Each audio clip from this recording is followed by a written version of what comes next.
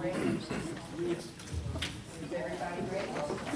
Okay, then let me call it to order. Good evening. I'd like to call to order the regular meeting of the Carrabelle City Commission. It's Thursday, December 1st, 6 p.m. And we'll have the prayer and pledge allegiance to the flag, and if Commissioner Allen will say the prayer. Please stand.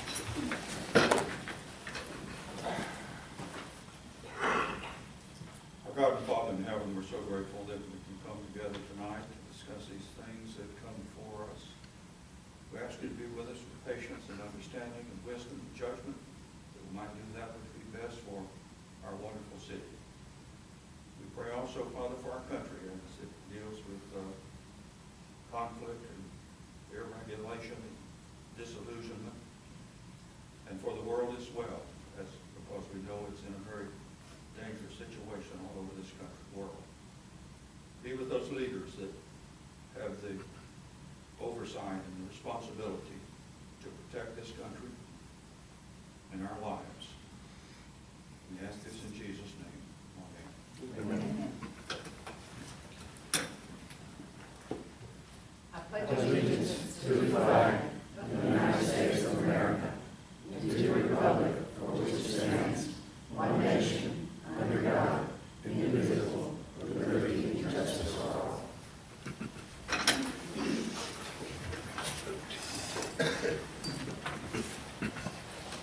All right, we'll move right on to the consent agenda that includes our November 3rd minutes and the attorney's invoices. May I have a motion to approve that agenda? I'll make a motion to approve. Okay, we have a motion by Commissioner Massey. Do we have a second? I'll second. Okay, a second by Commissioner Mathis. Is there any discussion? All in favor? Aye. Aye. Any opposed? And the motion carries. And now we have public comment. Okay, so we've got Ms. Lisa Munson. Come on up.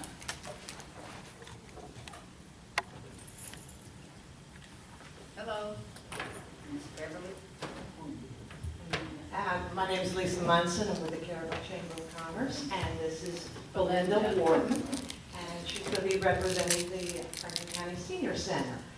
We just wanted to get up here and tell you that this year's holiday on the harbor is going to be bigger and better than it was in previous years. Each year we're just adding a little bit more.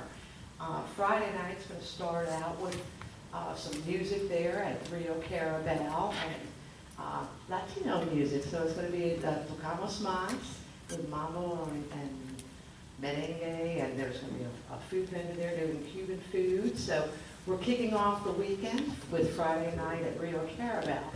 Then Saturday morning, I'm going to let Belinda talk to you about another new addition, which is our 5K Jingle Job. I came here tonight to sign you all up. It starts at 8 a.m. on Saturday, December 10th. We do provide shirts. We do have a light breakfast after, and it is for runners and walkers. One of the things that's really cool is we did our first run back in April, and we had a lot of first-time runners and first-time walkers. So we're getting people active, which is really important, and hopefully that'll continue as we learn how to run 5Ks and how to organize it. I have cleared with the Sheriff's Department to have some security as far as making sure people don't turn onto Gulf Avenue while we have people on the road there. And as always, they're wonderful about accommodating us, and hopefully some of them actually want to run too. But if you want information, I do have a form here. I can give it to you. You can also pick up the form at the Senior Center and also on carrabelle.org and at the Chamber. Thank you. Thank you, Belinda. And I did want to mention that all the proceeds that are from the Jingle Job 5K run and walk is going to support our Franklin County Senior Center here in Carrabelle. So it's all going, we're trying to draw the whole community together. Saturday, December 10th, of course, is the big day. We're going to kick it off at noon. We're going to have Marine Street and Avenue B, just that little jog there, is going to be closed to the public for Saturday only. At this point in time, we've got 26 committed vendors, 14 more that are going to be, so there's going to be about at least 40 different vendors. We're trying to get focused really on the kids this year, although we've received multiple assurances from the Kids Zone about the bouncy houses. I still haven't received her paperwork, so I'm a little nervous about that. But we're going to have a portrait with ponies and face painting, and all sorts of vendors, everything from honey to anything that you might want to purchase to finish out your Christmas shopping list. And focused right there in the downtown area, we're also going to be promoting all our downtown shops by these vendors not competing in their product line, but also to having Santa visit all the different shops and hand out candy canes too. So we're promoting that. We've got music on stage that's going to be right behind Coastal Realty, and we've got music there from 12 to Highway 316, 12 to 2, 2:30 to 4. Susan, David, and friends, those are both coming back. From 4:30 to 5 o'clock, Pam Noble's Dance Studio. We're bringing over a bunch of children and going to be doing a dance presentation. Then the vendors and all will stay there. We're going to have food and everything. Sea Quarters Marina, we will have Debbie Jordan starts there at 5:30, and her and hopefully Chuck Spicer will be emceeing the parade this year with our group singing along after the fireworks and the end of the parade and the award ceremony. So there's a lot of stuff going on. The Carrabelle Artists Association is also going to be having, they're starting at 10 o'clock, and we're going to have outdoor music and caroling there with a lot of things for kids, like ornament making and all. So we're pretty excited about everything. We've even got 14 boats already signed up, which is a lot further along than we were last year. We're hoping to beat our 28.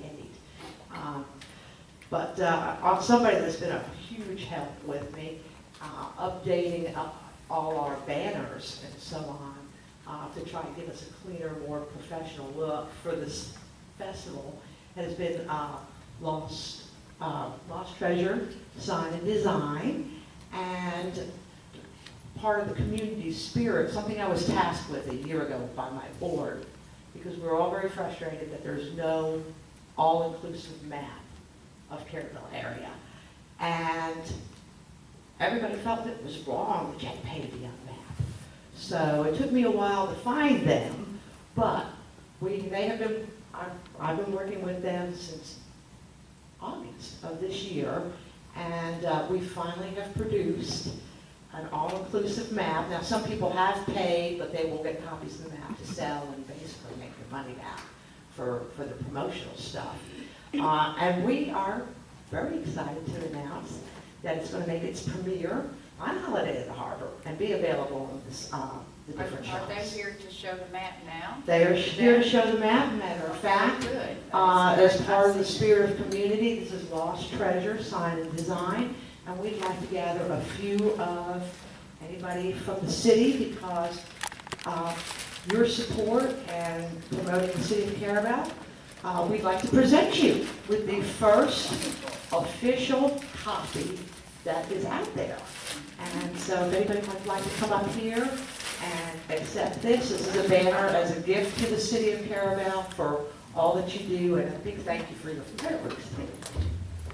This project presented a bit of a difficulty in the onset, because all we had to do was draw every square inch of this fair harbor town and hope that we could come up with some results that people could agree upon.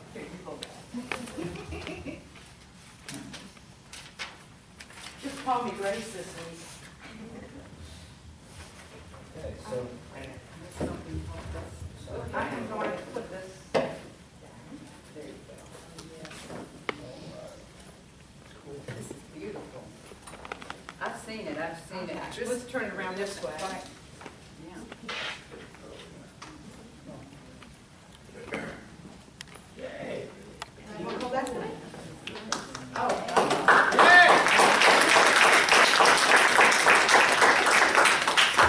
Now, there's going to be I think two different sizes that are going to be given to all the people that did pay for sponsorships. Your masthead on here. I was going to point out, because we have, at this, him and wife took this all around and had input from everybody. So it's a little bit of Where's Waldo too, because there's some little quirky things in there that we put in that maybe the locals know about. You know the size. Do you want to tell them the size of the internet? 24 by 36 and 11 by 17. Right, those are the sizes that are going to be in the shops that basically bought a sponsorship. They're going to be available Saturday. This is 11 by 17. Okay. That makes it a little bit more, yeah, and this is a commercial venture, so they will be for sale at those different locations. I'll have a list of the locations. And for Holiday on the Harbor itself, I will also, I'm working very hard on finalizing and dotting the i's and the t's. I hope to have a full schedule printed of what's happening where at what time out by next Wednesday, Thursday, so that you can plan. Thank you very much. And you know it's certified Carrabelle because it has a no-see-em. We have a no-see-em on there. Michael, thank you very much. Thank you. Thank you. Going to see if they'll let us take it back. If you want to roll it up, I guess. Okay. And then we'll hang that back there. That was nice. We appreciate that. My dog's still in.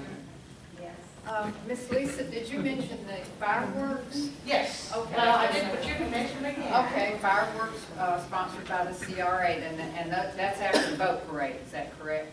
Correct. Okay, all right. So now we'll move on. Is there any more public comment? Okay, all right. We'll move then to the commissioner's reports, and thank you, Commissioner Massey, for helping me show that. Commissioner Walden. Commissioner Mathis. I have nothing. Commissioner Mathis. I don't have a report for the fire department because they have been very busy.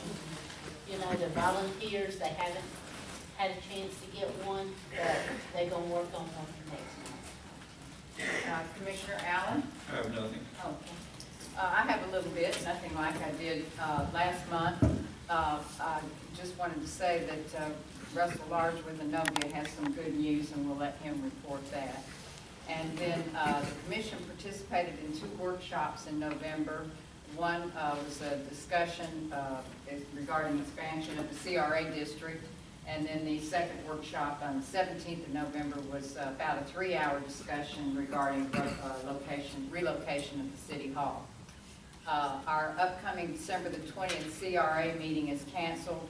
All the projects that we have coming up in January, they're in the design phase right now, so we'll start up with our regular scheduled meeting on January the 17th, the 3rd Tuesday of the month at 1:30.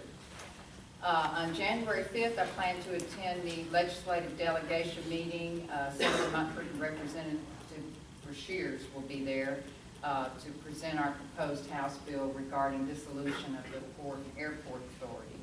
And we'll request them to sponsor that bill during their next legislative session. Several days ago, the Florida Forest Service issued a fire weather warning and asked local residents to refrain from burning, and that's why the fire department's busy. I guess one must have just been a cigarette thrown out on Highway 98 or something. There was a fire there right across from MC's a couple of 3 days ago. Yeah, they've had like 5 or 6, just right here, not, and then they helped East Point, the one in between Carrabelle and East Point, when it's caught on fire, and then one caught on fire down there at Rio Vista. Well, the officials at the Tallahassee Forestry Center, they're urging all the residents of Liberty County, Gadsden, Leon, Wacoa, and us, Franklin, to refrain from outdoor burning. And even though we've had a little bit of water, it's really not enough. It's still dry, and even well-intended backyard fires can end up being dangerous. So I just want to close by wishing everyone a merry and a joyous Christmas and holidays with their family and friends, and I wish everyone a very happy New Year. I know it's a little early, but we won't see you till next year. And may we all, the commissioners, look forward to working together in the new year for the betterment of our community. And so then we'll just move on to staff reports with Mr. Russell Large. Thank you. I'll just highlight a few items that are on your memo. The first item is the good news. The CDBG grant has been awarded by the Department of Economic Opportunity. Yay. And that is good news. That's $650,000, which it will be used for the Avenue B improvement project. That's the revitalization of Avenue B, and then would you want to go ahead and mention that the CRA has leveraged and funding, and so that will be a... That's right. That's right. It's a very good project. The CRA has leveraged $310,000, so we're $960,000 project. It's even going to include curb and gutter, right? Yes. On Avenue Yes. B, so. And a pedestrian facility. Sidewalks. Well, those sidewalks, do you know, will they have the faux brick on them like? Yes. Oh, okay, and decorative That's- street lighting like on Tallahassee Street? That's currently in the plan. Okay, all right. So this will be very nice. We're excited. Thank you. All right. The 4th Street pedestrian crossing, notice to proceed was issued to Dixie Paving, and they're slated to begin construction after the Holiday on the Harbor Festival. And the Water Management District grant for the Lighthouse Estates, the sewer funding, that proposal is going to their board in January. So it will be taken up in January for a vote, as I understand. The water side of that project, we received a budget request form today through Senator Bill Montford's office. So we'll work with the city to complete that and have a head up your meeting on the 5th. Okay, so I can present that. Well, would I present that actual application on the 5th, do you think, or? You know, I don't have a full understanding, but Okay. I think it's certainly appropriate to bring it up for discussion. Okay, so what I would like to have from you is some wording or that I could use that would help me to describe the project. Okay, a narrative, yeah. Okay, and we would request, we had talked with Keith and Charlie at our Water and Sewer Department already before we even knew that this budget request was going to come from the Senator's office to ask for funding. And I had talked to Dan Hartman yesterday about it, how to ask for funding at the same time that I was going to be asking for sponsorship on the dissolution. We are wondering if the project could be the same project that the sewer the sewer supply lines would be. It's not too big. You see in that cover letter from the senator, they're saying that the budget is limited. You know, their funds are limited. Right. So we want to keep it kind of small. Sure, I understand. And we've actually scaled back that project to be phased. So this would be the first phase of that project. We did that for those budget concerns. But the request through that budget request form is specifically the water side. Water management district would be on the sewer side. Right. So we want to have the water request, the funding amount, coincide with whatever's going to That's be right. with the sewer. And I think Mr. Waddell mentioned that it was going to be about 53 residents that would be affected. I think I saw that in one email. Yes, So, I believe that's correct. all Yes. right.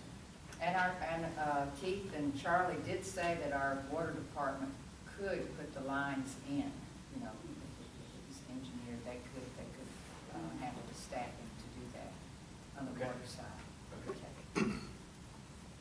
All right, thank you. Thank you all very That's much. good. Does anyone have questions for Mr. Large? Okay. Thank you for talking with me about that. Sure. We need to put that. Okay, then, Ms. Tamara Allen, Carrabelle Waterfront Partnership.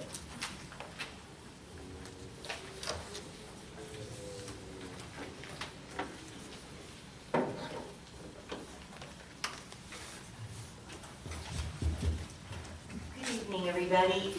In your packets today, Courtney has included, Keisha has included, the ladies included a copy of not only my report, but also a copy of a letter that's in reference to one of these items. This has been a really unusual month. All kinds of crazy opportunities have come across our desk, and so we're trying to follow up on them as much as possible. I wanted to particularly tonight focus on a couple of specific things in our under our historical preservation activities. We had written to the state on behalf of the city and asked for information on, actually they called us originally and wanted to know if we had anything in Carrabelle that would be eligible for the National Registry of Historic Places. And they were particularly interested in doing the world's smallest police station. And it's not the original one. The original one is actually at the museum. So one day we might restore that and put it out there. But in the process, I talked to the man about other buildings and other sites in our town that might be eligible. So he suggested that we might pursue that anyway. It's been like a year, but we finally got him to coordinate an answer back to the city in reference to the idea of National Registry of Historic Places and about doing particularly the Justice Building. And we also have been exploring with them the idea that maybe there would be some benefit to looking into creating a historic district, either in the downtown area, in a residential area, or out by where the old pipeline area was. Those were the three areas that were reported in that 2009 historical survey. So we were asking them about that, and then we had an unexpected visit from the staff who just fell in love with the Justice Building and thought that it would make an excellent, so as you know, the Justice Building is the old city hall that we've had for 75 years. That's now been the History Museum for the past 7 years now, 7 years. So one of the things I'm asking tonight is permission to prepare and submit an application to the state to help us seek a National Register of Historic Places nomination for that building. And just a minute or two ago, I handed you a copy of a fact sheet from the state about the pros and cons of having something designated as on the National Registry. And I think it's, in terms of the negative side of it, I think it's interesting to know, I mean, it's important to know that it does not keep you, it doesn't automatically preserve a building. So if the city decided that, 10 years from now that they needed the space and wanted to tear the building down, then that would still be possible. It can be modified. It doesn't keep it from being modified or destroyed. And unless you're getting a federal grant in it, to it, there's no limits of the kinds of ways that you can change the property. And they don't put any, the federal or state government will not attach any restrictive covenants on the property just because it's on the National Register. Although the positive side is it might add some tax breaks for money that was spent to improve the building or make it renovated properly.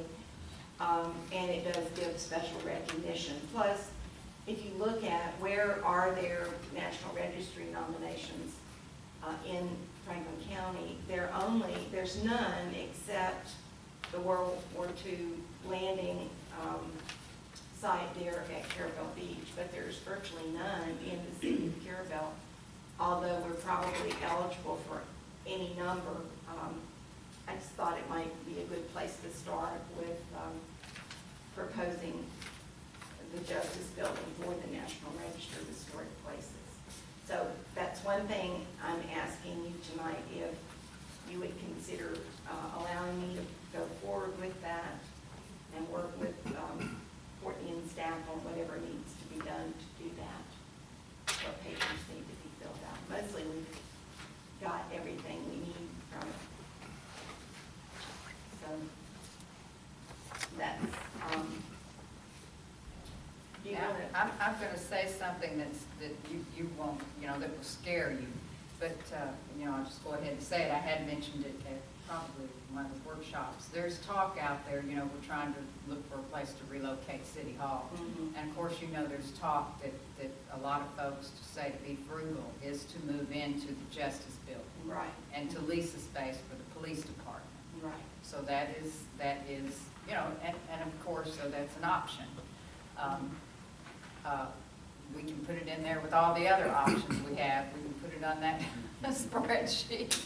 But anyway, would this, if it was to be on the National Register of Historic Places, would that, it says that there's no covenants on here to a property. Would that stop the property from being used as a government building? Absolutely Facility?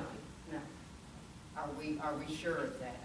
Yes, we're absolutely sure of that, because if you look at, for example, look at Washington. Washington is full of government buildings, and vast numbers of them are on the National Registry, and they're used for government purposes. I mean, the building can be used for any, it's not, the criteria has to do with how old it is, and whether it's been generally kept. It hasn't been modified into some weird modern building, but it maintains the integrity of what it looked like when it was originally built. And then that, three things. It's got to stay, it's got to be 50 years old or more. It has to have a reasonable, it has to have been used for a purpose that would make it qualify. And it qualifies under being a government building. So it would not change that at all. It doesn't change the building. I mean, even if you take down the Carrabelle History Museum and put back up the Carrabelle City Hall building, it would still be entitled to have because the nomination would be about the building. It would be entitled to have that designation. Sure. It's not about it's not better or worse because a museum's in there. What if you wanted to put an elevator then on the outside? Well, we definitely want to put an elevator in, and there's ways to do that. After it has the historic Sure. registration? Absolutely, Mhm. absolutely. And so another, Well, does it make it more difficult to do that? That type of modification? you would have to have the same issues with putting an elevator with or without. No, it doesn't make it any more difficult, because there's not an existing elevator, but in terms of making it ADA accessible, you'd have more reason to use, to put in an elevator. And it's actually, putting an elevator in is in the plans. I don't know if you remember back sometime earlier this year, I gave you all the 20-year plan for renovating that building. Scott installing an elevator. Whatever we've been able to find the money for, we just have to go in a certain order, because you can't put an elevator in until you get the outside stairs in that we're trying to put in this year. Does anyone have any questions? Any more questions? Any comments? I know she's been working very hard on this. I'm sorry. You're not supposed to tell stuff. Well, I know.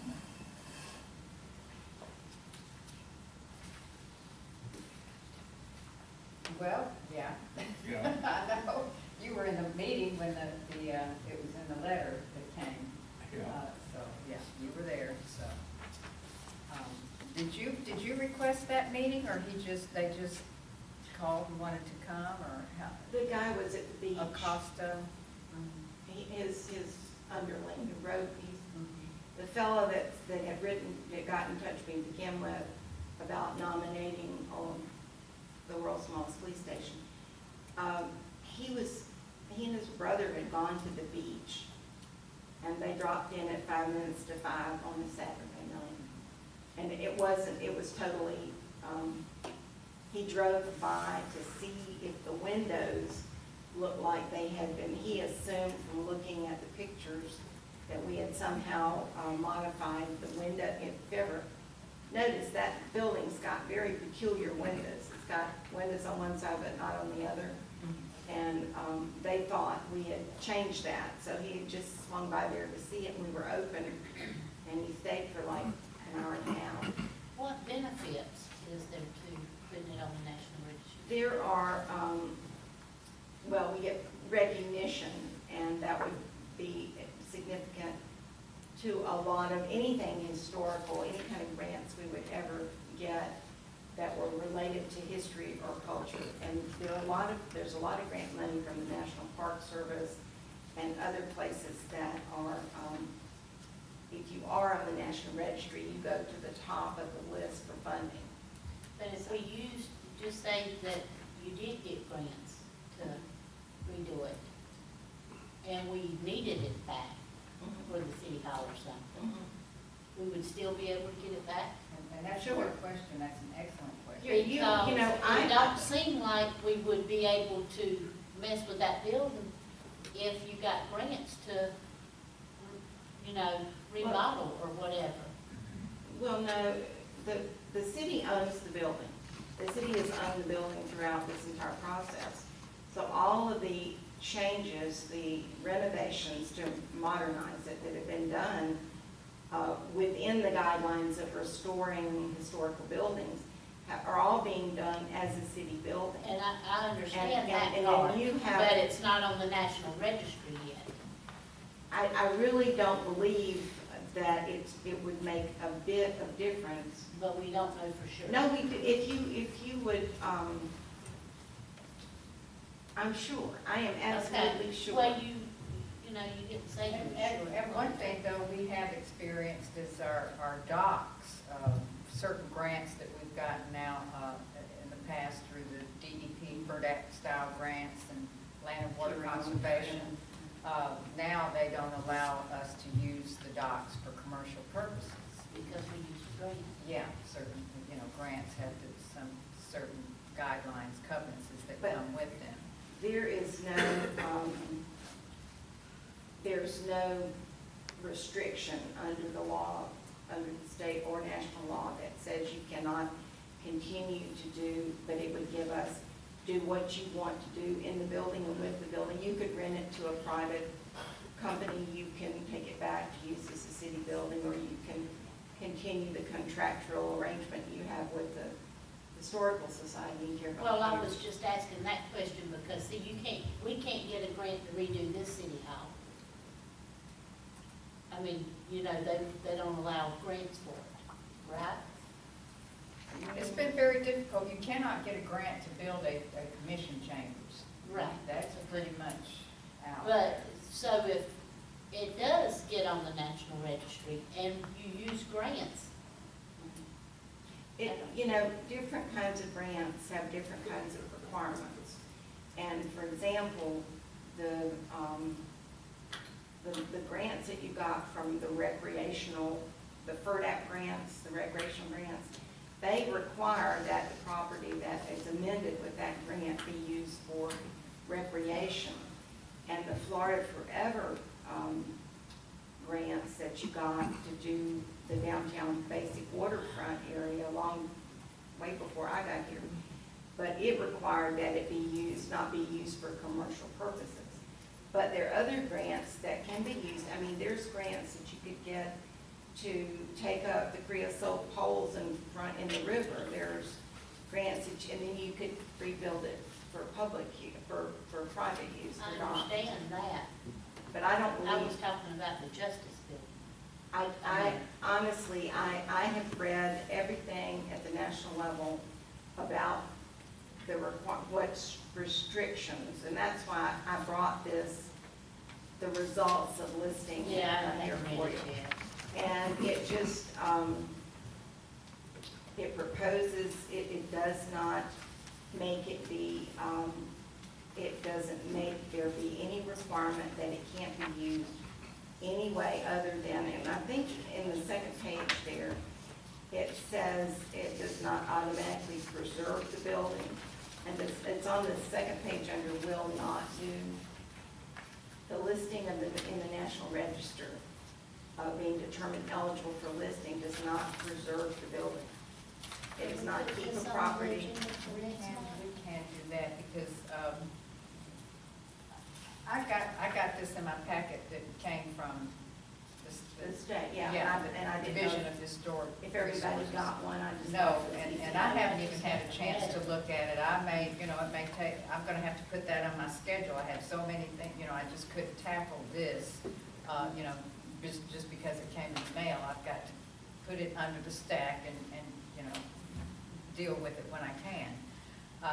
Is there a rush? Is there a deadline to get this? Well, the sooner we start, the quicker we'll get in the cycle, and there's a cycle that starts in January, but we can certainly, at your pleasure, it just came along, we finally got enough information, and we got an answer to the question, so having it, postponing it till next month would be fine. But there's a big thick packet that came with the letter. I had Courtney copy the letter that came in it. Yeah, I got that. And Yeah. the packet is basically the application for the National Register. They're very enthusiastic about it. They think it's a perfect building to go on the National Register, and I can understand, and it's a beautiful building. It's everything. one of our assets here in Carrabelle, and it's well maintained. But would you all like to request this to be on the agenda, to give us a little more time to review the paperwork and think about it, ask some more questions, and Yeah, give us a month to go and study this thing. Okay, that all right, sounds so good. you have that, Ms. Keisha, then we'll put this on the agenda for next month. Okay, 5th and of then, January. that's good.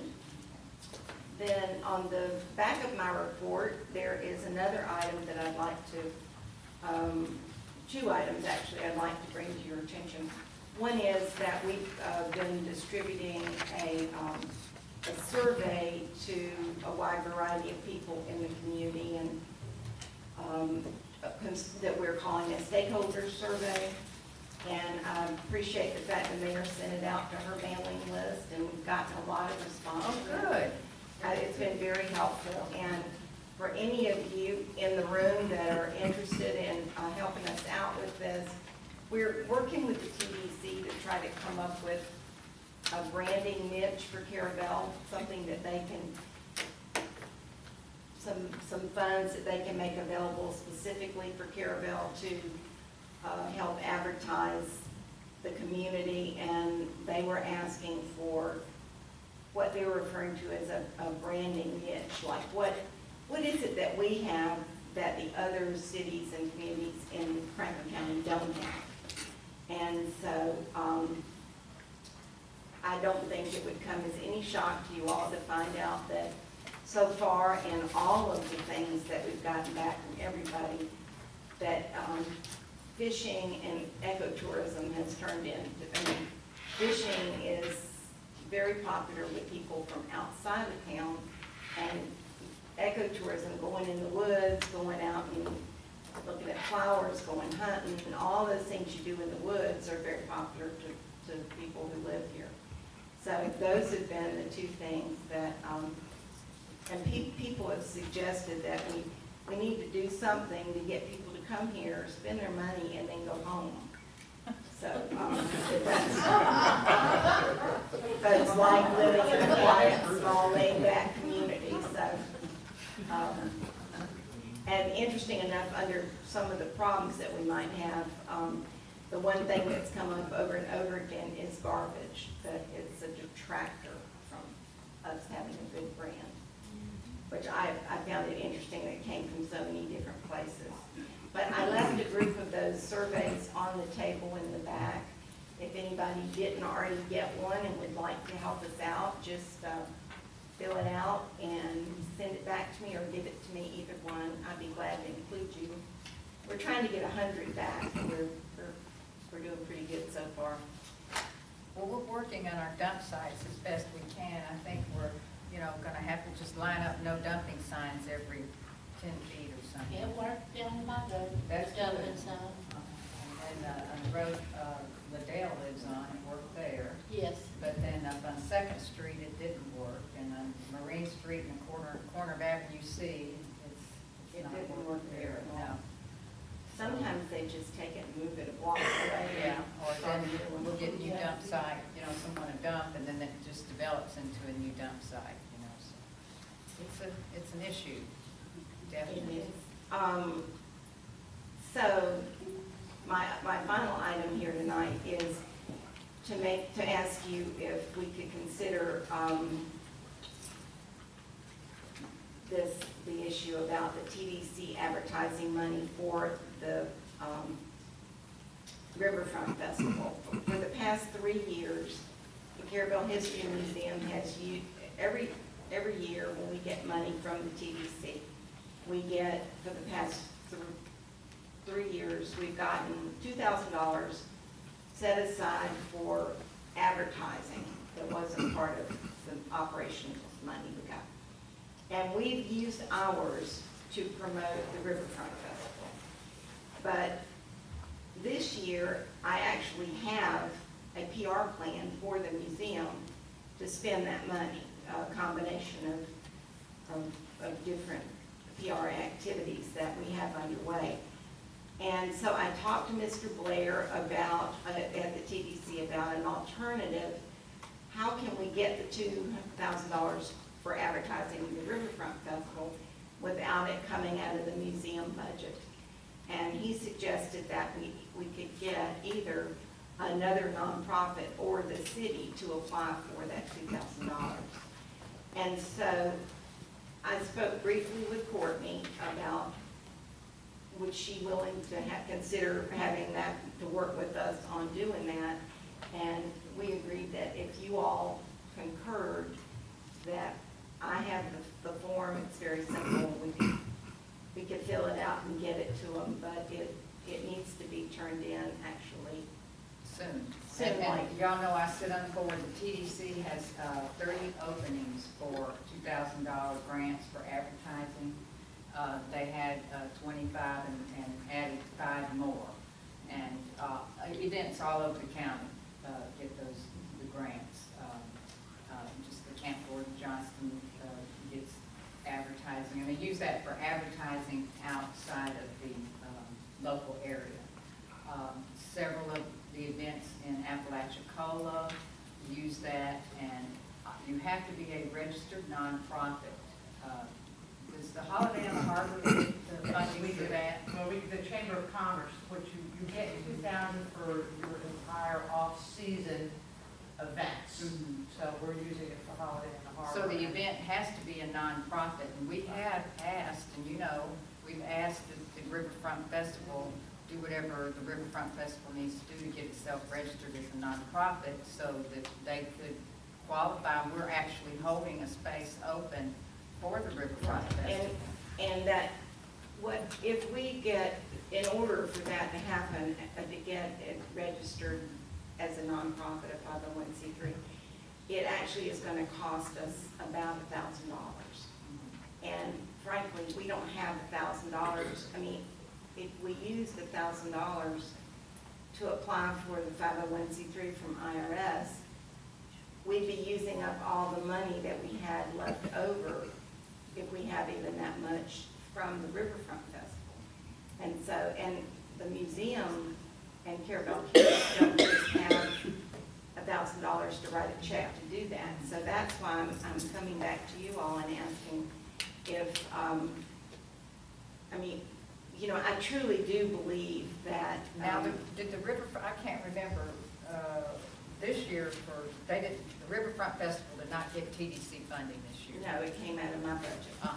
And I can tell y'all are advertising more, and I like it. I like the History Museum, you know, what Mrs. Massey, what's her name, Sherry? Wesson. Wesson. Orr. Yes, and I like what y'all are doing. And I can tell you're using that $2,000. So that's a good thing. But the Riverfront Festival somehow needs to get, you know, and this is, if we approve this now and the application's real simple. This, I would suggest that it be a one-time deal, you know, that the city is not asking the TDC for money, that it's the events that are asking TDC for money, like all of the other events are. Right. And so we need to try to get a budget or something to, you know, make sure that the Riverfront Festival is going to make some money so that you can do whatever you need to do to apply for that nonprofit recognition. Because it's nonprofit, right? It has to be nonprofit. I mean, that's what I was asking her, is the, We've been doing it under the Carrabelle Cares Yeah. nonprofit, which is the same as the museum.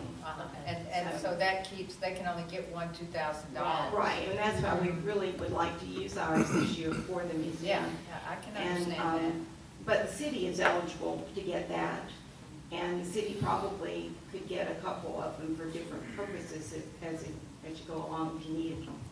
But just a second. Okay, I'll try to make this really quick. I wanted to get that application started this fall, but I've just been too busy to do so.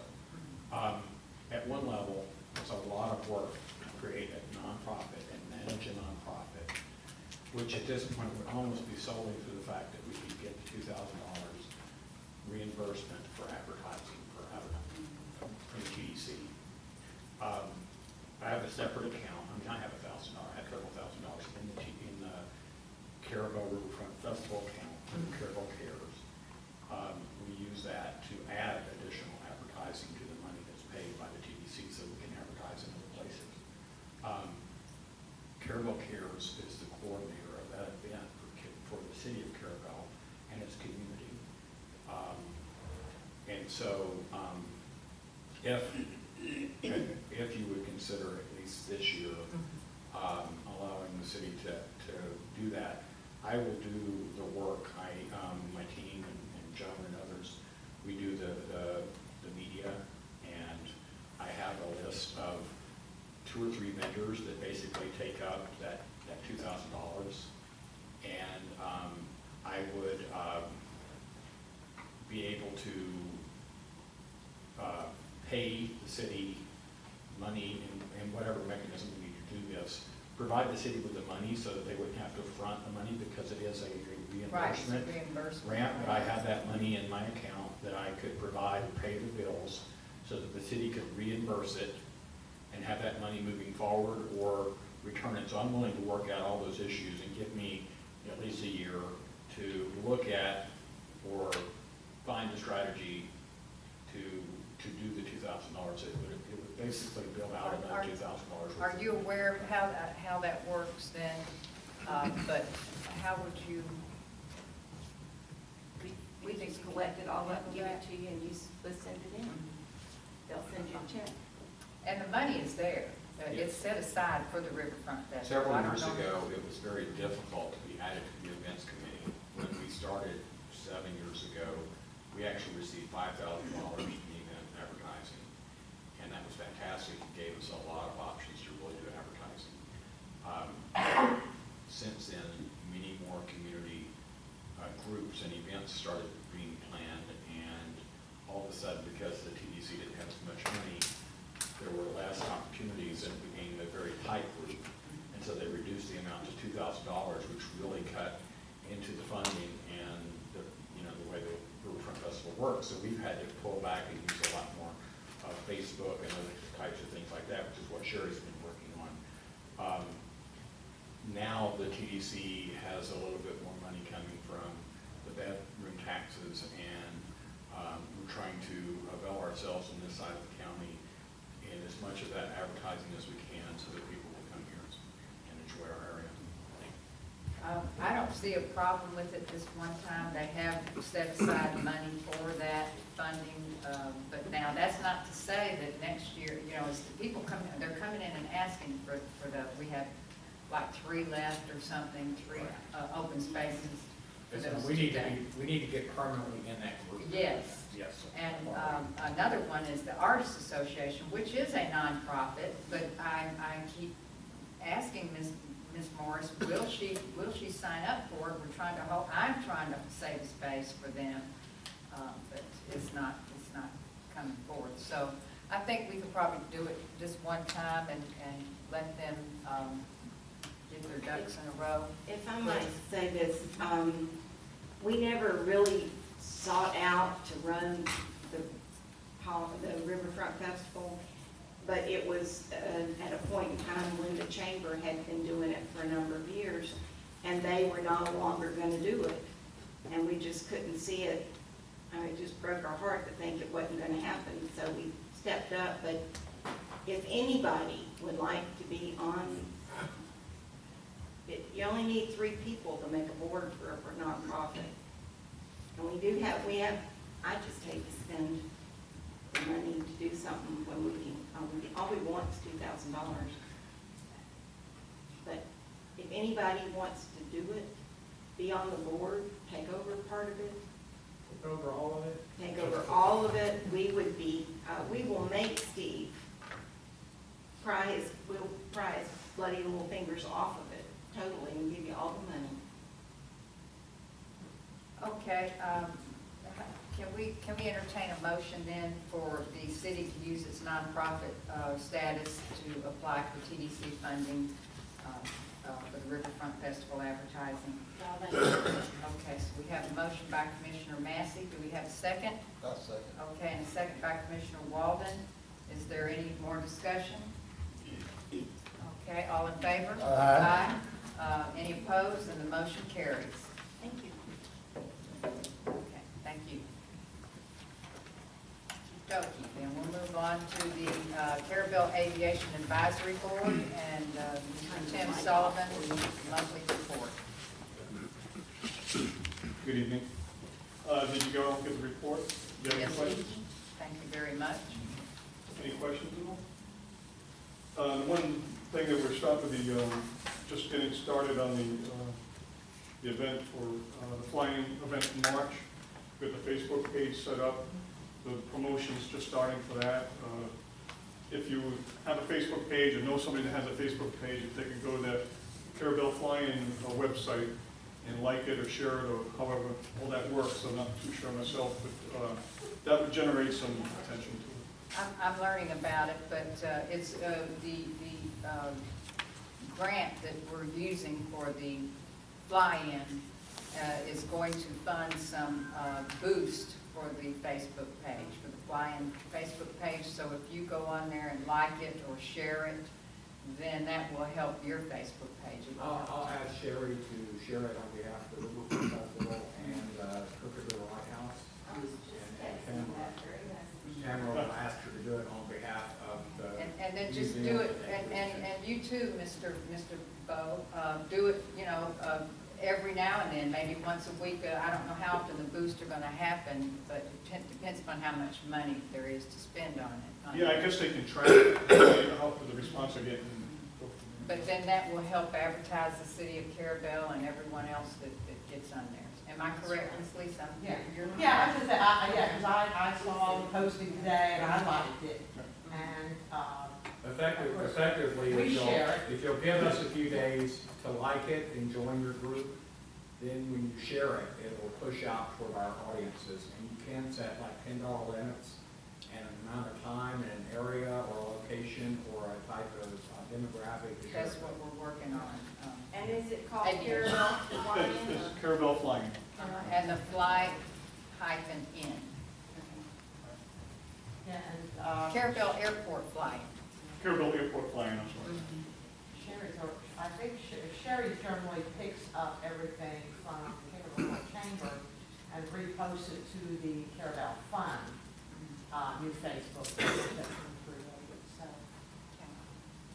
Okay? And then you're gonna have a prescribed burn there, on the airport property. Yes. They, the forestry had planned to do all the acreage around the airport, and in December. And it just happened that we talked to them about the time, and they said that they had a mitigation expert come down and look at it, and they really wanted to get on the airport property too, because they said it's a fire hazard for their property also, so they're gonna include that in the burn. And it should be one-day event for the airport, but the rest of it will be ongoing probably for a few weeks. And they said they would give a few-day notice when it's going to happen? They'll give us a week notice of, a week in advance, they'll give us 2 days to look at it, to burn it.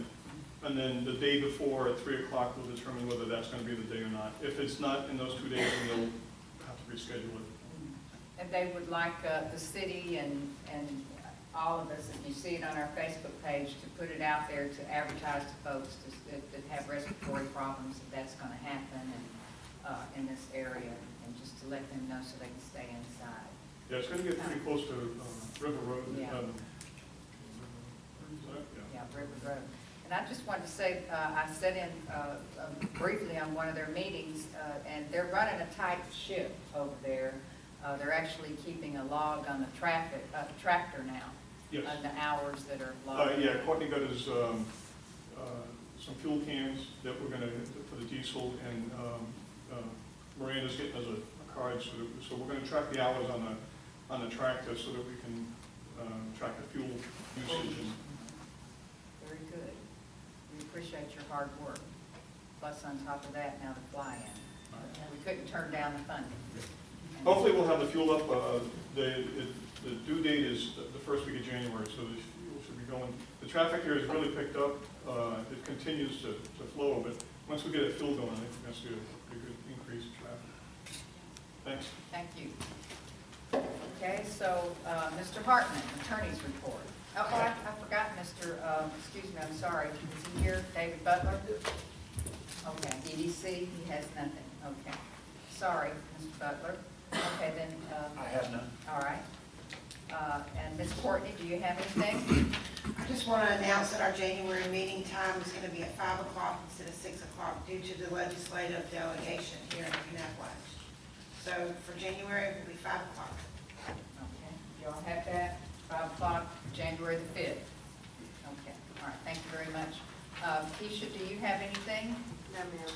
All right, thank you. So now we have a public hearing regarding the first reading of the municipal dock ordinance. Would you like to read that, Mr. Hartman? Sure. This is Ordinance 467, an ordinance of the City of Carrabelle, Florida, providing for amendment of Ordinance 441, which is an ordinance establishing rules and regulations for the use and operation of municipal dock facilities, providing for repeal of ordinances or parts of ordinances in conflict herewith, the extent of such conflict, and establishing an effective date.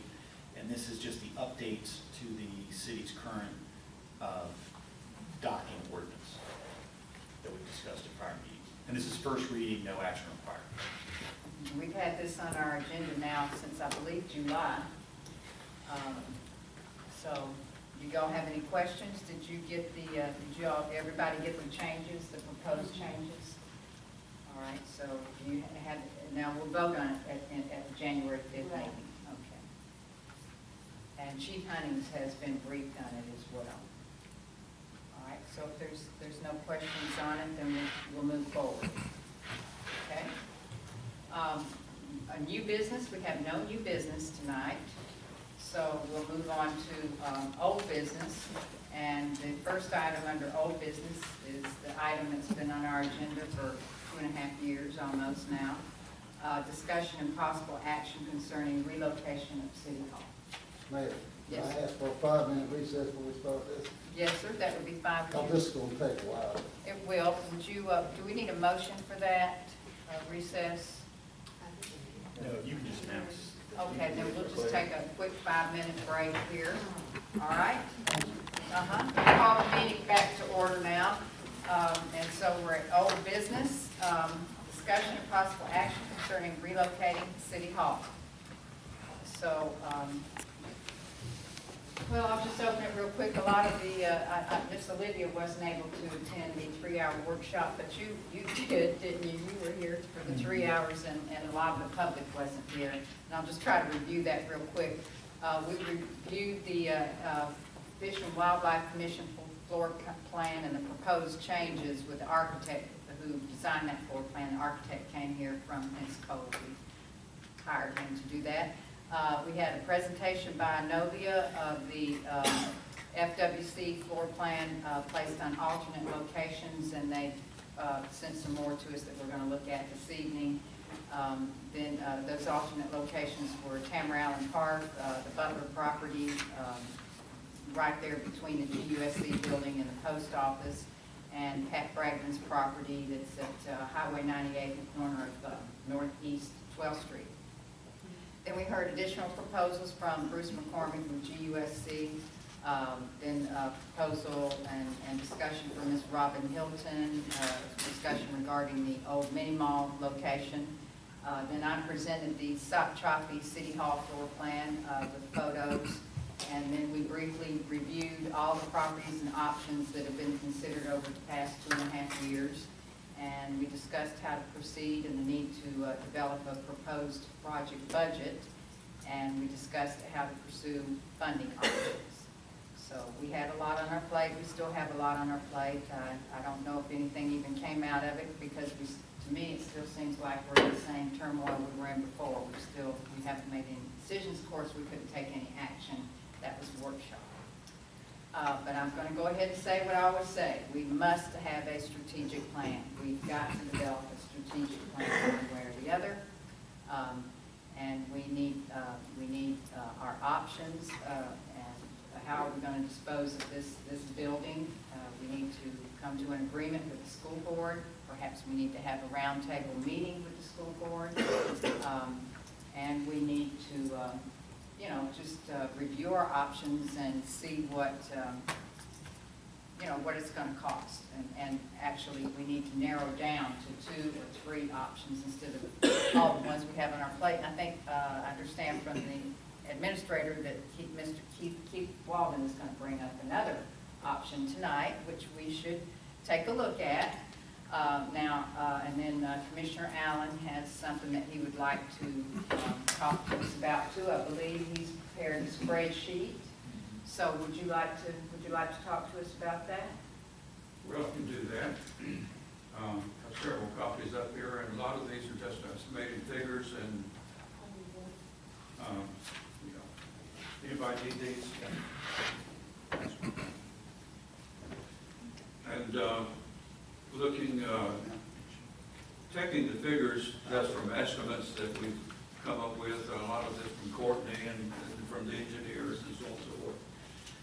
Looking at the first column, the Bragdon property, it would need engineering services. The land cost, I think she's offered that to us for about $50,000. That's out at the corner of 98 and 12th Street, where you turn and come down here. The estimated cost of putting a building on that, this is not, we just put down $1,000. I mean $1 billion. I'm having trouble with zeros.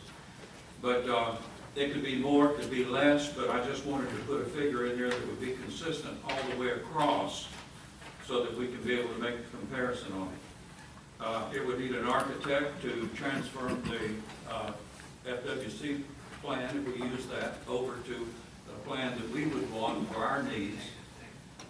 In addition to that, we would need to add another amount in there for demolishing this building, because after we leave it, it becomes a liability, and if we left it empty. Now, there's some problems with that, because I understand that Captain Warden Johnson, and David, you might know something about this, they're getting a little slow down on the project out on their new building, and so how long they need this, I don't know, but that's going to be an issue we'll need to find out. And if you take all those figures together and add it up, the total cost of building on the Bragdon property would be about $1,300,000. Then going to the next building, the Butler, which is on Tallahassee Street, we don't know what the property would cost. We haven't got a figure on that yet. The building cost, once again, is $1,000. To demolish this would be $250,000. To someone, pardon? A million, yes, okay. Thank you. So that comes out to about $1,250,000. If we go to the next Butler building on Northwest Avenue A, then we come up with, looking at those same figures, about $1,250,000. Then the Allen Park, Southeastern Avenue C, the time we prepared the site, which would include a little extra landfill in there to bring it up to flood level requirement. But we don't have to pay for the building because the property, because the city already owns that, the Tamara Allen Park. Then we put $1 billion for that in there, then for the demolition, and that comes out to be $1,250,000. The next one is, I believe, the thing that is the project that Keith is going to suggest to us. That's at 305 5th Street, which I think is the property that you were looking at over here.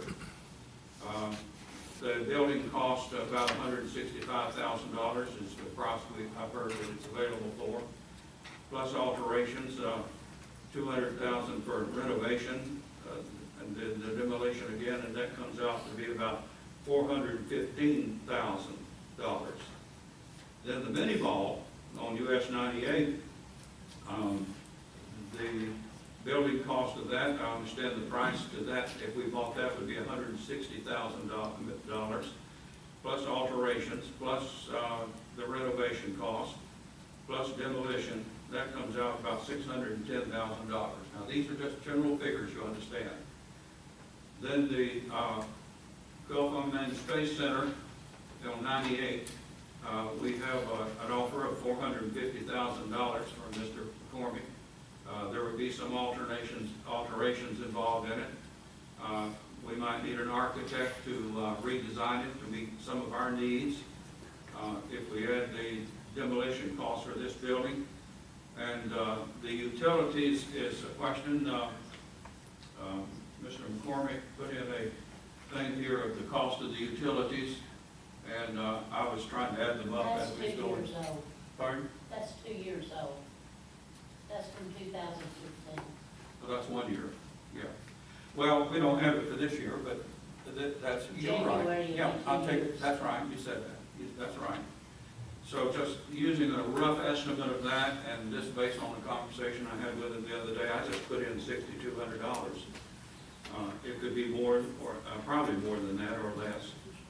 Then if we took that, we would probably need to get an elevator to comply with the ADA for the upstairs, if we decide to use the upstairs or lease it out, whatever we can do with it. And that comes out $806,200. Then the other option is stay here. Then we got, we own the property. We have renovations. Alterations would be probably $400,000. We're running about $60,000 a month, a year on utilities. Then we would have to put a roof on it. That'd be about $400,000, and another $200,000 to upgrade the plumbing, and that comes out about $460,000. So looking at it that way, the most expensive would be the Bragdon property. The least expensive would be the Head Start, then the mini mall, and then the Gulf Unmanned Space System would be probably third highest. And then the others are, well, of course, staying here would be a little bit cheaper too. So, any questions on that? I think, it's a good start. I mean, it's. That's all it is. It's just to get an idea. You're on the right track. It's a good, Right. a good example of a spreadsheet. The cost estimates are just like placeholders. There would be a lot of other items that would need to be included. Most likely, these numbers are very low all the way through. Yeah, and you'd have to have accurate renovation costs, and you'd have, if for any of the property that we decide, that would be under serious consideration. You'd have to hire a professional to go in and see. That's why we have. Because just to stay here, just the roof alone's $500,000. At least, at Okay. least. We've got, Well, I got that is figure that- from Courtney, so. right, back when Debbie, Tropical Storm Debbie, you got quotes on it then, can you remember what they were? 4, 5, and 7, I believe it was. Is that right, Courtney? Yeah. So that was 4 or 5 years ago, something like that. Yeah. And then the air conditioner, I've heard that the quotes were 300, so, but now it's 200 here. So, I mean, nothing is really engraved in stone on this, but it's a good start, you know. The purpose of it was trying to build a system that we could add Yes. and correct as we get more Right. information. And we And then keep the total as we go, and it gives us some kind of overall picture of it. Now, there may have been other properties that were in over the last 2 years that we looked at, but these are the ones that I think we're considering right now are in the top 5 or 6 right now. Yeah, so, but, and the one price there that's steadfast is the Bragdon land cost. It's hard to calculate another one, the other two, you know, but it's a good start, Commissioner, but when you don't know the land cost, you just can't hardly deal with that. And then the mini mall, they're asking $385. Oh, really? Okay. Yes, sir. And then GUSC now has given us, the offer that we have received most recently was the 4th version of an offer. And that was for $450, and there's some, yeah, with that. So I would suggest right now, why don't we just table this item number 1, table it for a little bit this evening, and let's open up item number 2 and let Mr. McCormick talk to us, because we don't know if he's changed his mind now and has another version of an offer, and it's hard to know when you keep getting different offers. And then after he speaks to us, then we can open up this item number 1 again. That actually sounds like a little derogatory comment. I think that's not necessary. What's that now? Sure did. That we don't know what he's going to come up with. Well, we don't. We don't. I understand, and that's why I'm saying that the way you say it, though, is a little bit derogatory. Okay. I disagree with that. Okay, all right. Just for the thought, that's for the record. All right. That's derogatory. Do you have that, Ms. Keisha? I do action. Okay. All right. So would we like to table this item number 1 and come back to it after we hear Mr. McCormick's? I'll make the motion to Because table it. he did request to be on the agenda. I'll second. Okay. All right, so we have a motion to table this item by Commissioner Massey and a second by Commissioner Allen. Is there any more discussion on that? All in favor? Aye. Any opposed? Okay, then the motion carries. All right, so we'll move on to item 2. Find it here. Discussion of possible action regarding offer from GUSC.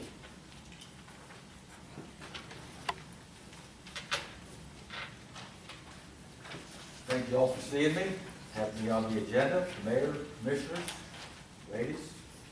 The reason I made that, I changed that offer, because after the workshop, 3-hour workshop last week, it was very obvious to me that y'all need a new building, or need a building, a good building.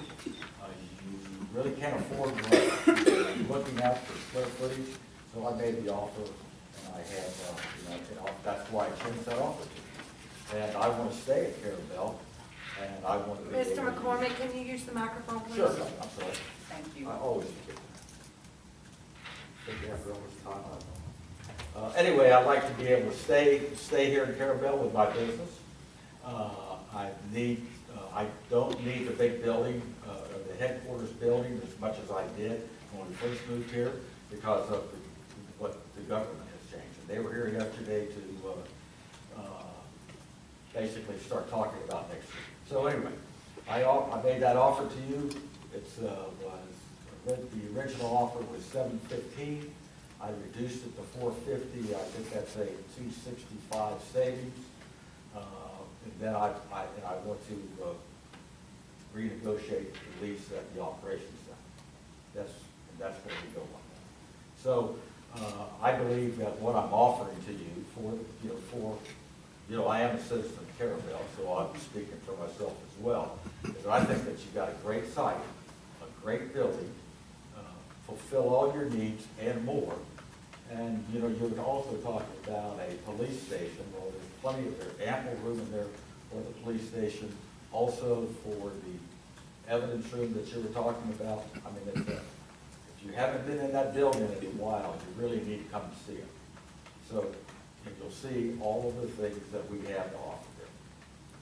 Okay, I just wanted to review for Commissioner Massey's benefit. We discussed it briefly during the relocation that he was going to bring an offer. And so GUSC did bring an offer the very next day for $115 per square foot.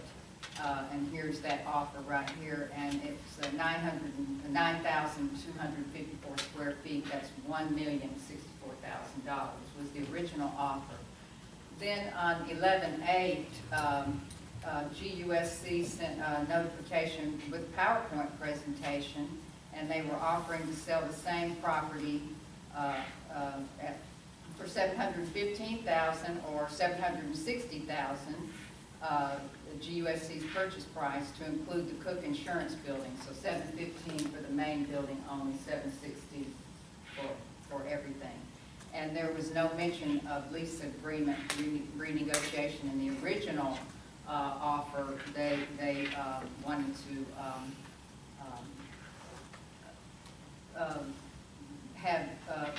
exclude all requirements for related employment. And then the second offer, there was no mention of the lease agreement renegotiations. Then on November the 17th, during our workshop, Mr. McCormick came back and talked to us, and he offered the location for $713, the main building, and excluded the Cook Insurance Building, saying that he wanted to keep that for their presence on Highway 98, and saying that they had 70 parking spaces and 9,000 feet per floor, but really it's 9,200 feet total. I asked him, well, what about the agreement renegotiations, and he said that he wanted to keep that separate, completely separate from their other business. He said, we've thought about this hard and long, and we want to keep this completely separate. And then on 11/21, we got an email notification, the most recent one, that GUSC wants to sell the property for $450, and then the City of Carrabelle removes all employment conditions to the lease for the 247 Airport Road property. And then the sale of the building is as is. The city pays all closing costs. Offer must be fully executed by both parties before December 5th. So does that offer still stand, Mr. McCormick, that one of 11/21? Yes, ma'am, it does. Okay. So I guess we would have discussion on that final offer. And we would have to vote on it because everything needs to be done by December the 31st before we have another meeting. Oh, yeah. So we're under the gun. And I don't know how that we would be able to get all of our whatevers, do our due diligence, which may take 60 days. You can't purchase property without an appraisal. You'd have to have a complete property condition. My main concern with buying this building here would be the tax dollars that the city would not get for that piece of property. Do you know how much that is? We own that. Do you know how much the tax dollars is on How it? much? $14,100. The city portion is $6,000. But still, we would not get that money if the city owned that building. And we would have 3 times more money to spend because of cutting our power bill to cover that. We'd be in better shape financially. But it's a 26-year-old building. Yeah. And the more important thing is the loss of the jobs, that job requirement. And Mr. Hartman, our attorney, told us during the workshop that this needed to be two separate issues, that we should not commingle these issues. As a legal matter, obviously that we have talked about that, and Mr. McCormick at the last meeting, not in this last offer, but at the last meeting, also talked about the issues being separate. But we are involved in a negotiation, well, to some extent, if you engage on this offer, you're involved in a negotiation. So Mr. McCormick wanted to negotiate, you know, he's made this offer to the city, which includes, mixes the building at the airport in with it, and that's what's before the commission. So there's no legal requirement that they be separate, and it's absolutely understandable from the other issues involved why Gulf Unmanned Systems would like these two issues put together, but it's up to you all to decide whether that's the case or not. Well, I make Well, a I move motion that not we- to accept it. I'm sorry. Go ahead. I Well, we move have that a we motion. begin initiation of looking into this offer and do a good faith study of it and do the due diligence on it and proceed with moving in this direction. I think the place is in the middle of the town. It's a beautiful building, and with the city hall on top of it, people come in, it would be a great source. There's plenty of room in it, and I think the utilities and the upkeep of it, as you've shown here, is not very high. And we have the upstairs that we could use it for other things, leasing out offices for attorneys or whatever. I haven't called for discussion yet, please, sir.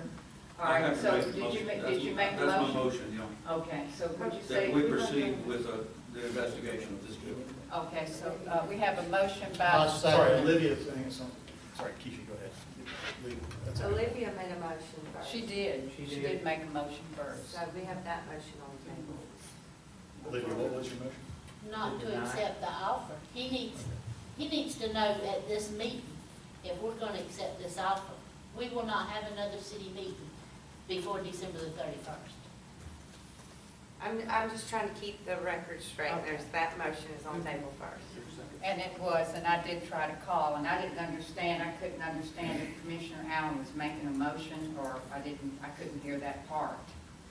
To proceed with due diligence, to look into the final details on it, to try to come to a resolution as soon as possible.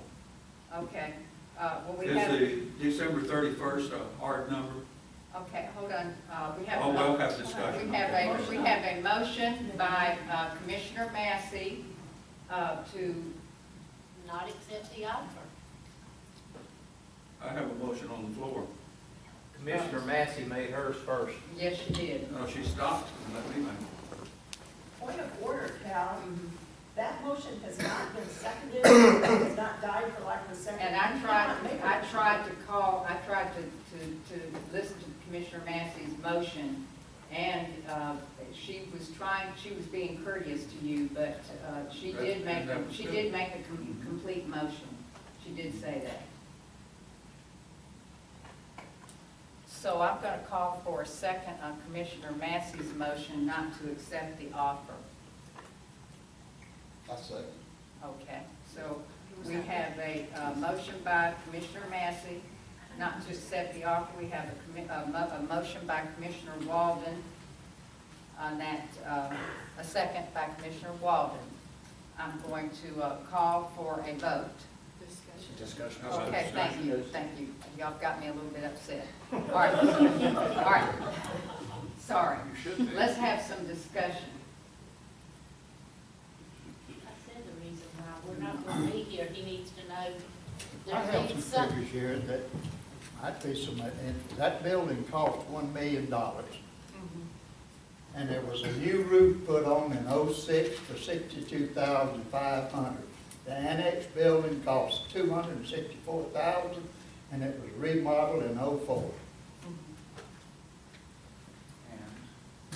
According to the appraiser,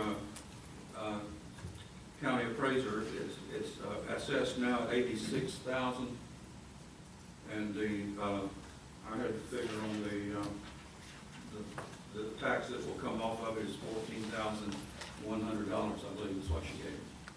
I have it written down. I talked to the gentleman at the DEO who oversees our CDBG grant applications. Mr. Russell Large knows him. I won't call his name. Talked to him a couple of days ago. And he oversaw the grant CDBG economic development category for that property out there. So he knew about it way more than any of us here. He was very well briefed on it, and he actually oversaw our grant here that Mr. Russell just announced, the $650. He says we would be very foolish to give up the job requirement. It is our duty to make sure that we do whatever we can do to have jobs in Carrabelle. And that was to the whole give up purpose of us doing that. That was the purpose of it. Well, may I say something on that? The original grant was made as for the tech support building, and it was a CDB grant, and the requirement of that was that they have a certain number of employees on a certain day. On the day that was given, and I have a letter from Mr. Fox on that they complied with that terms of the grant and got the money. And there was nothing else in that contract that indicated that they had to continue with the employment of people. Now, the bottom fell out of it, and Mr. Tony couldn't build houses because there wasn't a market for it. And then our commission then decided to go ahead and interpret that as being that he had to continue with 19 employees, and therefore they cured the grant on it, and then it sat vacant until Mr. McCormick came interested in it. When we redid the grant for Mr. McCormick, it says 10 employees the first year, 20 the second year, and 30 the third year. There's nothing in the grant that I understand, and Dan, you can tell me about this, that requires there be employment in that building. Now, I believe there will be employment, and I think the future is looking good for him eventually, and there will be a lot of outcome from this. But to try to close the grant, close him up on just that. Now, there may be some other people standing by ready to grab it if it comes open, and then, but we'll see about that. But anyway, that's the thing I'm really concerned about. You're correct. I don't believe he has to have employees, and I believe we would be perfectly within our legal rights to renegotiate the lease rather, and change the employment requirement. Commissioner Allen is correct. The employment requirement status has closed. There is no requirement to have a certain number of employees by the CDBG grant criteria. That's closed. But to give up that property rent-free, tax-free, no employment requirement is an extremely serious issue here. And to commingle that with our possible discussion of negotiations on purchasing a property that's for sale under appraised value, for sale for less than what their investors paid for it, could put us in a predicament. It could put the city in a predicament that the investors come back and they're looking, why did someone sell out for less than what was paid for it? And you could end up with some type of a potential lien on that property on McGinnis Road, because now it becomes very valuable because there's no requirements on it, no job requirements, no rent. $10 a year, I believe, market value will be collected hopefully one of these days after 15 years. And no taxes. May I say something? I understand you're continuing to use that building for your projects. Yes, that's exactly it. Believe me, there's nobody in this room that wants employees in there more than me, because I'm not doing this for fun.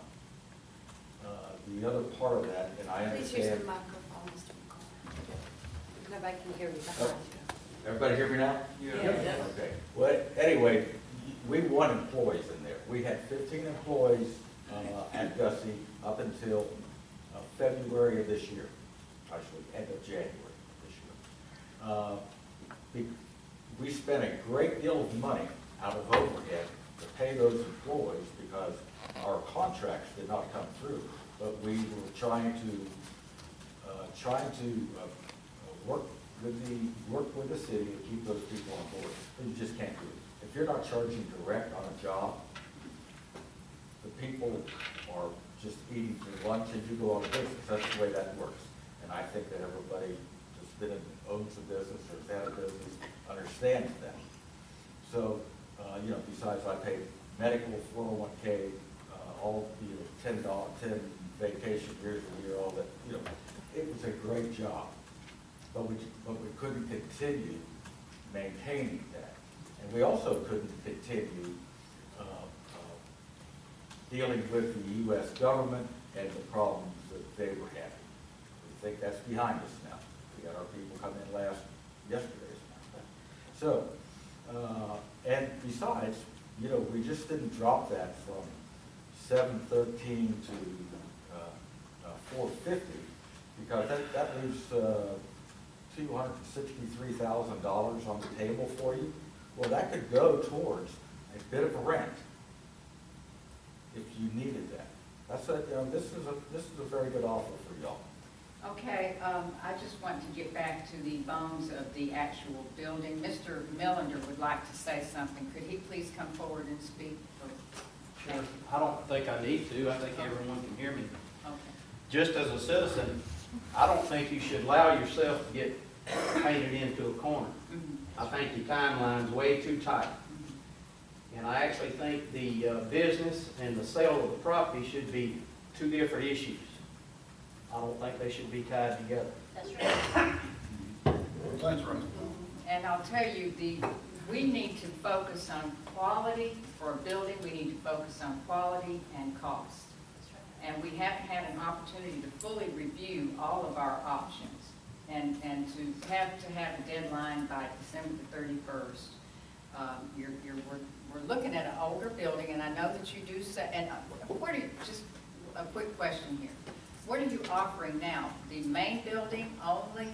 Main building only. Okay. All right. But keep in mind, Mayor, that you could, that building, the footprint of that building can go right in front of that building in the grass.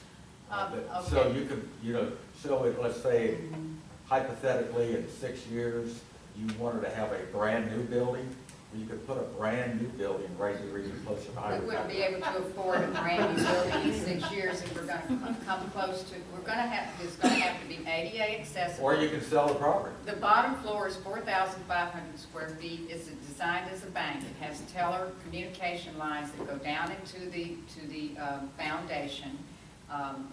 Who knows if the plumbing is in the wall or not? I mean, we don't know anything about it. It is not designed for functional city hall, police department, commission chambers operation that we need to run here. It was designed as a bank, and it was functional as a bank. This was designed for a school, but it's Yeah, a city hall. but we've got plenty of room to spread out here, 60,000 square feet, which we don't need, and that one's 9,200 square feet, which we don't need either. It needs an elevator. It's going to have an elevator. It's going to have one elevator. We have, First off. in my calculation, I've put in $4,500 for $5,000 for an elevator, but, you know, it could be more, probably would be. It probably would be. And then the question is outside or inside, so those are issues. All right, so Mrs. McCormick would like to speak. And then, I just wanted to speak to say that the date was put in there to not be part of 2.5 years. Like, this offer's not made so that if the city's going to decide to do it for 2.5 years, then this offer's not there for that long. And obviously, I will say that I don't understand, you know, why you're doing this history and making it like you made this offer, and then you change this offer, and you change this offer. The way we changed the offer is simply because of being part of the workshop and understanding when Keisha said, I need clarification on what we're asking a CPA, and because we can't afford more than we can afford. And we went back and I said, well, you know, really for Gussie to have the best shot as a business is to not have these restrictions, because it's just a restriction on the business that if it's not required by the grant, then it would be the business's best interest to not concentrate on that, concentrate on making the business work. I know, I'm sure any business in town would love to have a rent-free or mortgage-free, tax-free. Oh, excuse me, I that want was your not business to- rent-free, believe me. We have, first of all, and you were the city commissioner, when I started coming here, back in business in Bluntstown. But that building, it's not a very old building, but the first time I went into it, the building was in horrible shape. The city owned that building. Also didn't have electricity because vandals, thieves, took the electricity out of that building. They also destroyed the plumbing. So I have restored all of that electricity, brought it up to standards, using a local electrician, the plumbing the same way, and we put another $330,000 into building out infrastructure inside the building, the admin, the classrooms, the operations center. So, yeah, we got a lot of money in there, plus we bought out the lease, which was $245,000. That was all your option. No one said you had Exactly. to do that. But You don't tell me I would put any money into it. But I didn't say you didn't put any money into it. I said that it's rent-free. There's no rent being charged. We have to look out for the best interest of the city of Carrabelle. And that's not the best interest. And that's why the offer was for such a reduced price, to say you didn't see any value in the other lease, so this puts money there for negotiation. That's why it was proposed. And then I have as two a lady things here that together. would like to speak now. I have one question, I think everybody can hear my voice. But we'd like you to come forward and say your name for the record, please. Okay. Thank you. Thank you, ma'am. Hi, my name is Laverne Smith. I know some of you I don't. My question is about square footage. You talked about this being how much, 60,000? And this is 9,000?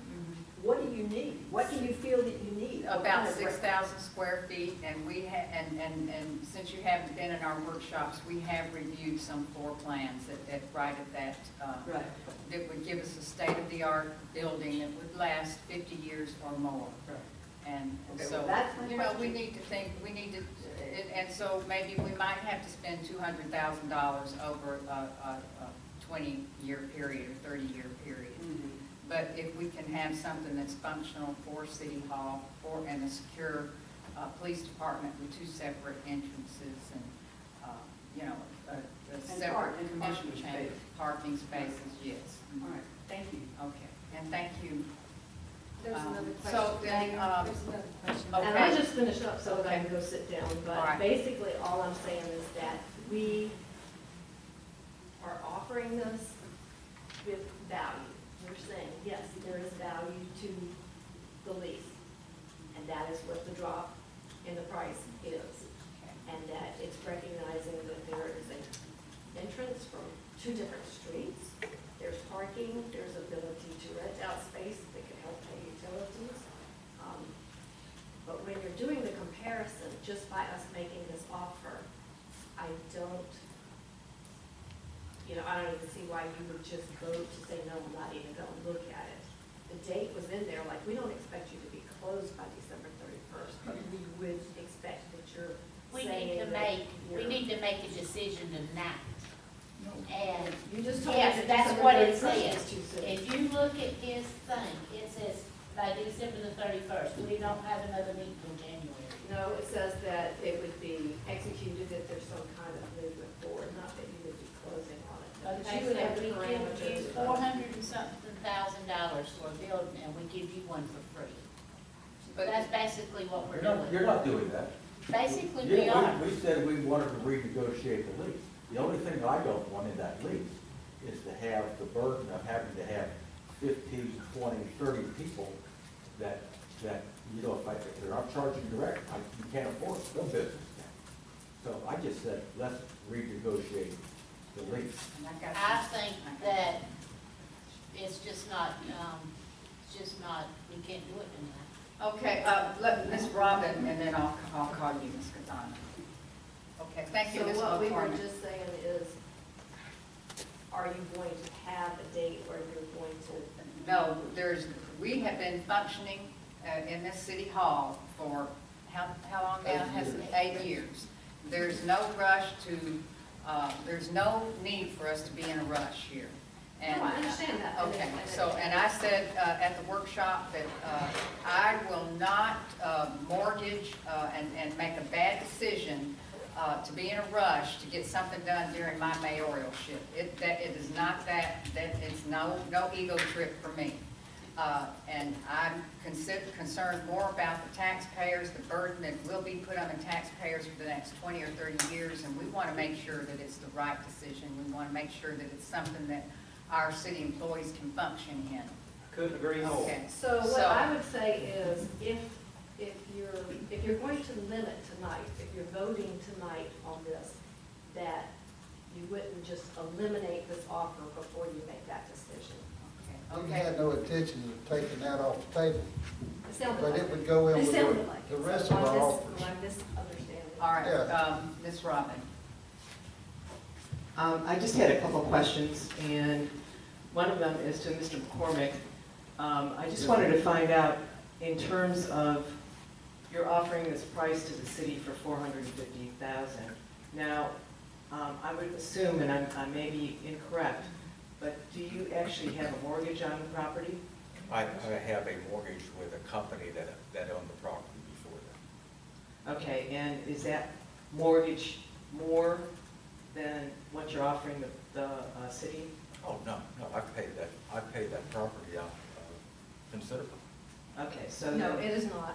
And your question just brought up another thing that Mayor LaPaz brought up. I'm sorry, I apologize. I also wanted to find out, in terms of the property that you're offering, has that been, do you have a current survey to actually show what it is that you're taking Sure. off, so that there's something that actually shows? Well, we would have to do that. No, it's already two separate properties. We're taxed separately. Okay, that's. Well, I mean, that's tax. I'm talking about a survey. I mean, You'd have to provide a new survey. yeah, well, I'm just asking you if you have something that to present to show the city what we're talking about, Yeah, we do. exactly what the plan is, not just taking it from the property appraiser site, but an actual survey that shows you the division, so they know exactly what property the city's going to have and what property you're going to retain. Sure. Okay. And the only other question is to everybody here, and that is to know exactly how much we have as far as income to be able to use towards buying any property. And that is what we're trying to Not find the out. cost, And but we need to know, what does the city actually get, what income What to is, be able That's to why we can't afford? make a decision. What is Exactly, our so that has to budget? go through, not just a budget, but it has to go through so we know how much money we're talking about, and not just this money here and that there. That's the first thing and, that we you know, need to know. our first, Courtney and I sat in with Mr. Large and an architect several months ago, and he said, well, after we talked and told him what, you know, the staff needed, he said, well, it's going to be 3 years, and it's going to be $3 million. And we said, that's it, you know, so we've had to go back to the drawing board because we know citizens we can't afford $3 million. That budget that's way out of sight. But do we know So- actually what our income is? And then, well, we know what our income is, that's our revenue. 1.2 million. Yeah, 1.2 million, it's pretty, every penny And is that's budgeted. just our property tax. Property taxes, other revenues, Yeah. state revenue sharing, local options, well, no, that's not in there, but your utility taxes. Franchise fees, all our budget basically. Okay, but that doesn't have anything to do with the water department? No, or anything no, like that? no, that's completely Okay, separate, so that's just the general fund. yes. You can't mix the 1.2. two. Right. You can't, that's what I just wanted to find out. And so the only money that we would really have for a mortgage is what we're spending on utilities here in this building to pay a mortgage bill payment. So then Ms. Gathana. I just want to clarify one thing, which is we took this to the investors. So so they have approved this. We did not make this before getting the approval of the investors. So it is not putting the city at any risk of litigation on that. Okay. That is done. And as Mr. Hartman said, we're not asking you to put this into one document. It would be two legal documents. It's just that we're saying we're offering this as putting a value to the reduced price, with some value to it, to say, yes, we recognize the city needs some value for it, Okay, but thank we're you. not at risk. Thank you. You're not offering one without the other. I'm sorry? You're not offering one without the other. No. Okay. I'm Donna Carbonis. I would like to throw yet another property into the mix, but you have an issue here to vote on first. And like Tony Millender and your own attorney, I would urge you not to combine apples and oranges. Please, if they wish to sell that building to you, insist that they give it a price to you that doesn't involve jobs. That lease needs to really be held separate for all sorts of reasons. I'm not an economist. I can't tell you what the economic multiplier of jobs is in a community, but it's worth way more than $300,000 in a year. To be released from that requirement and have a very valuable, although he's put money into it, yes, but a very valuable asset of the city for free for however long, while he gets his business plan in order, is just unreasonable. That's not taking care of the citizens' interests. Thank you. Thank you. And then, now, Mr. Bellinger, would you like to speak? You can come on. Well,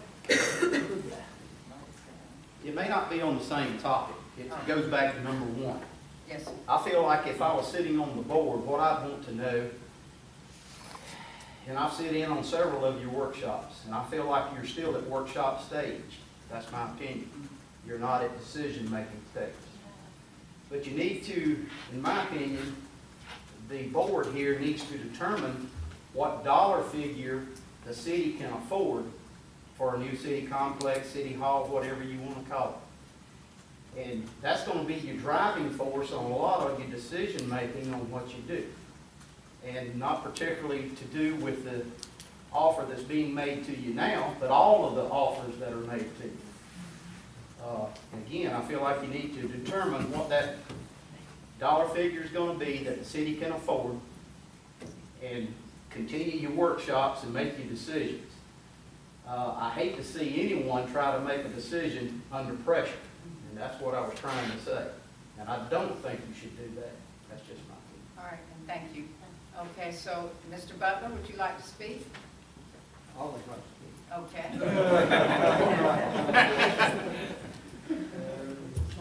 From the EDC perspective, creating jobs, having a large enough business put in there that can create spin-off jobs, to give up a good contract that we have.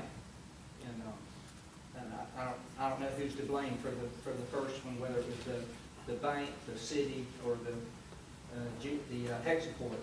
But the intent there was to have a full-fledged manufacturing with assembly line going, which would have helped us right when the recession was starting and we needed something to get us going. But we have 22 acres of industrial park.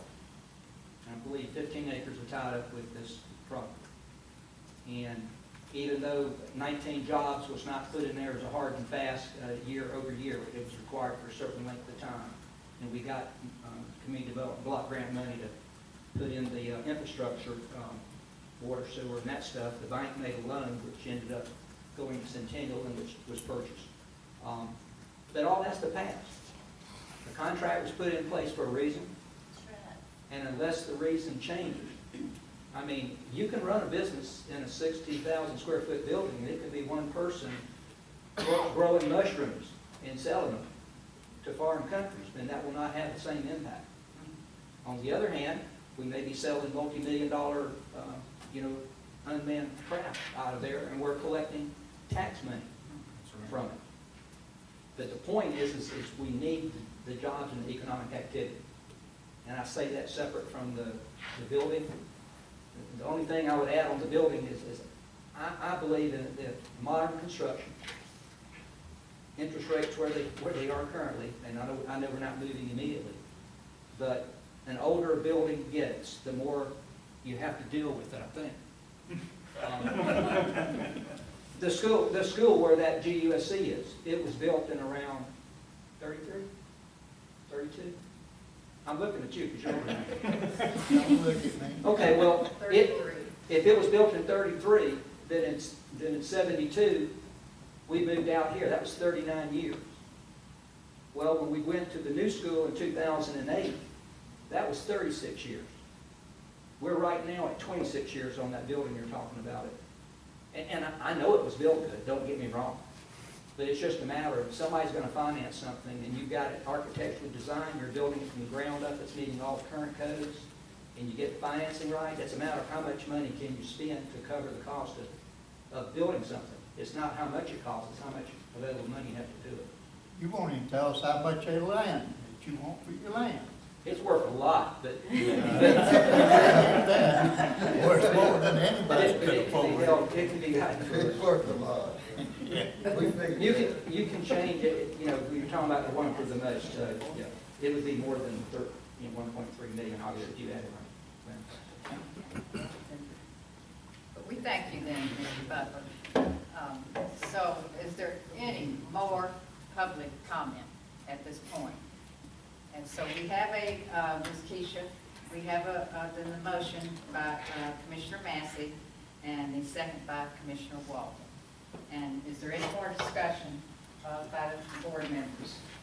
I would like to say one thing. If we shut it down, then that leaves out the option of looking at it again in the future. Look at this.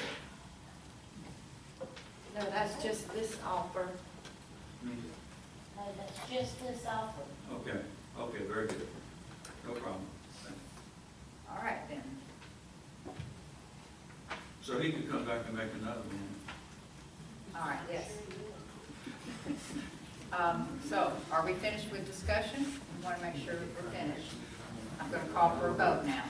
So all in favor of Commissioner Massey's motion not to accept the offer? All in favor? Aye. All opposed? Nay. Aye. Okay, so you had Massey, LaPaz, Walden in favor to not accept the offer. You have Allen and Mathis in favor, that say nay, nay to the motion. You have that, Ms. Keisha? I do. Okay, thank you. All right then. So the motion was not to accept the offer. Motion carried, Okay. right? Okay, so we'll close that item 2, and I would like to ask for a motion to open item 1 up again. I make a motion to open item 1. Okay. We have a motion by Commissioner Massey. Do we have a second? Second. Okay, and a second by Commissioner Walden. Any discussion on that? All in favor? Aye. Okay, and that motion carries to open item 1.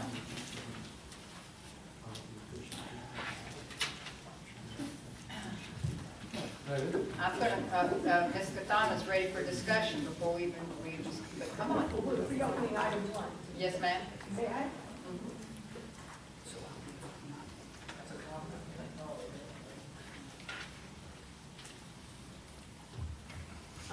I'm the Secretary Treasurer currently of the Franklin County Senior Citizens Council, Inc., a nonprofit which owns and runs the Senior Center here in Carrabelle.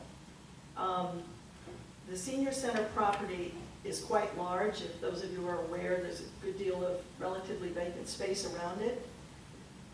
Today I discussed with 2 of our executive board members the idea of what we call the back half of the property, which fronts on Avenue E, and the possibility of selling that to the city. Let me explain. It is out of the flood zone.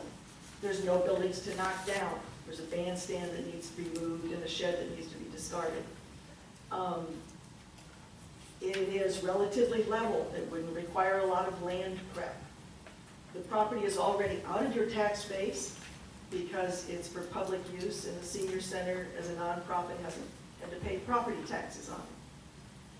If at the board meeting on December 9, the will of the board is to proceed we would like to go into discussions with you to sell that property to you for a new city hall. Overflow parking could be at the senior center. Again, the property is already zoned for public use. There's not a big zoning change. I don't think the additional traffic would be a problem in that neighborhood. There's a park, in front of the senior center. Those two large sections, which each encompass about 2 blocks, large blocks, are simply underused. The senior center property is underutilized at this time.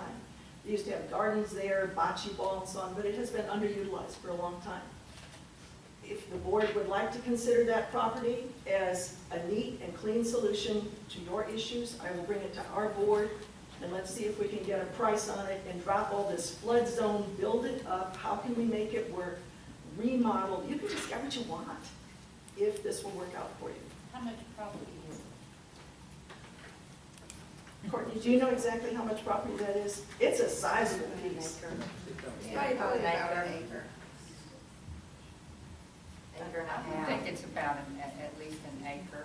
It looks like about, I pulled it up, looks like 2 lots on this side and 2 lots on that side, and 4 lots is an acre, so a little more than an acre. And there's some additional on the side if Yeah. necessary, so A little bit more than we an could acre. look at how that could be cut out. The city has If you struggled with include this the issue alley, for 2 years. The senior center is faced with constant budget crises. If we had some money in the bank to draw on while we figure out more fundraising strategies, then we can keep that senior center alive for another 40 years maybe. Didn't the city give that property to the senior center? It did, once upon a time, and within that gift, it says if it stops being used for a senior center, it reverts to the city. So you could just wait till we run out of money in 15 years.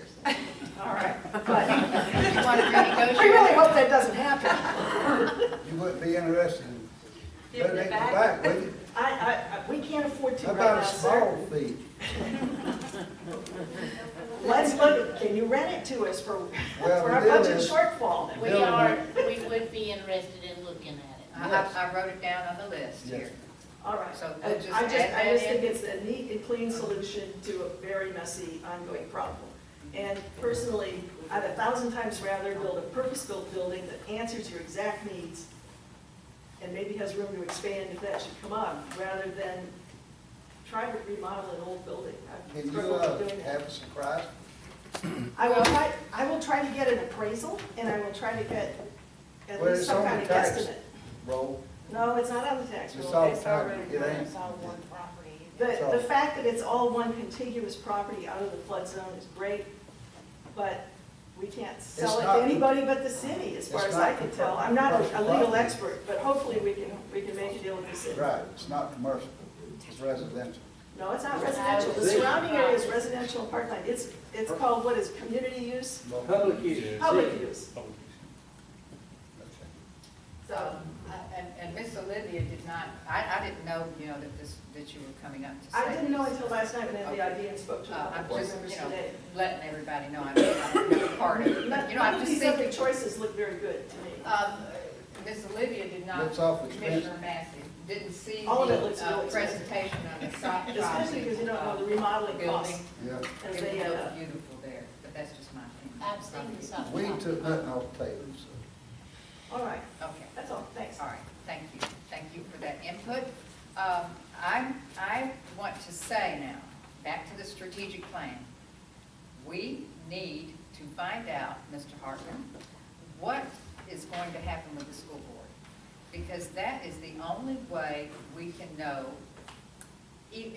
now, the cheapest way to get out is to stay here and build a modest building. If you go and look at the FWC building, the Sop Choppy building, Forest Service building, they're all nice buildings that would give you an idea of what you could have, modern, functional. And something like that would fit on this property if we could stay here. And I've said it time and time again, I don't want to have to keep saying it, I don't want to move off somewhere and leave this building open with the nest and possibly the Camp Gordon Johnston in it. And I don't want to put people out on the street. So we have got the youngsters, I don't want to put the youngsters out on the street, certainly. We've got to figure out something with the school board. I've suggested possibly a round table meeting with the commissioners, the school board commissioners, I don't know what the rest of you think about it. This going back and forth between attorneys, and one might, sometimes, not Mr. Hartman, of course, but, the other attorney may be slow to answer, and then, we'll miss it. I agree, I don't want them to get that either. So this is an issue. It would All right. let us know if we're gonna have to demo, how much, and then we need to get Let a me- quote for the demo, a real hard quote, not a guesstimate. Let me I can address that quickly, because I know you and I have talked about it many, many times. But not we haven't talked always at a commission meeting about it, it's my, and I know we disagree on this, as far as my recommendation to my commission is we need to decide on what we are gonna do before we come up with a solution for the school board.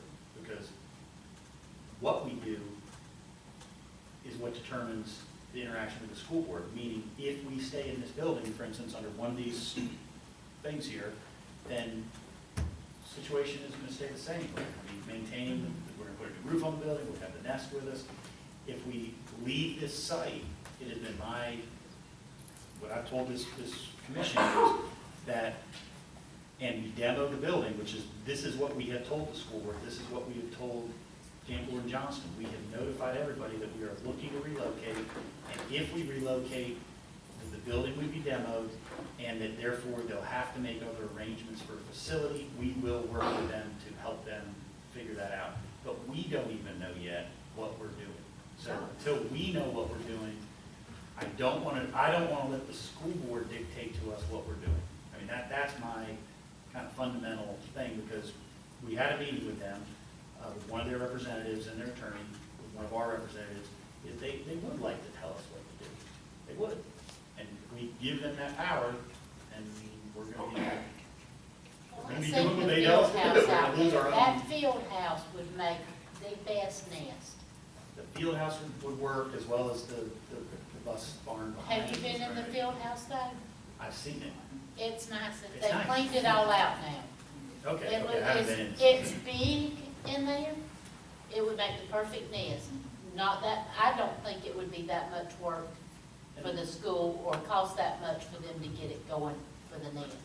And I've only talked to the attorney and then Mr. Kirkman when he came over, but I know that other folks have had discussions with school board members and that sort of thing, and they're all relatively positive. There's nothing. But I here can that's tell too you, bad. if we did move somewhere else, just say the senior citizens come up with the perfect amount of money that we could afford to put a building there, and this is tore down, we can sell this property as cemetery plots and get money back. I mean, Because we you're want gonna have to we have need to- land. We do need, and I think it's what we're doing, we need to decide what we are doing, even if it's a plan A and plan B, but not too many more than that. And then we will notify everyone, because that's what the commitment we've made to everyone is, we'll give you plenty of lead time. And then we will work with you, try to make sure the Nest, and Johnson, everybody makes a smooth transition. And we can negotiate and work through that. But We need to, though, we've got to figure that out. We have to know what is happening, so we can at least get a hard estimate on a demo. Now, I will tell you during the workshop that Mr. Jim Waddell of Inovia offered to pro bono help redesign this bay building back here, for a portion of it for the nest.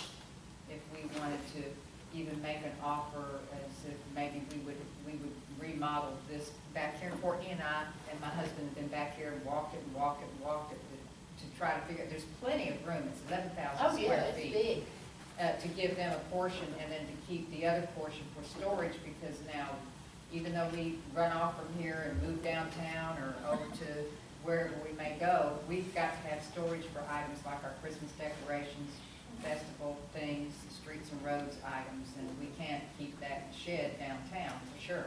Well, So- and that's what I was saying, if we had to tear this down, we can do something with the land. If we can we do something with the, now Commissioner Mathis, when you met with the two folks from the school board, they wanted us to, We demolition, they'll take it back. That's the nice of it, isn't it?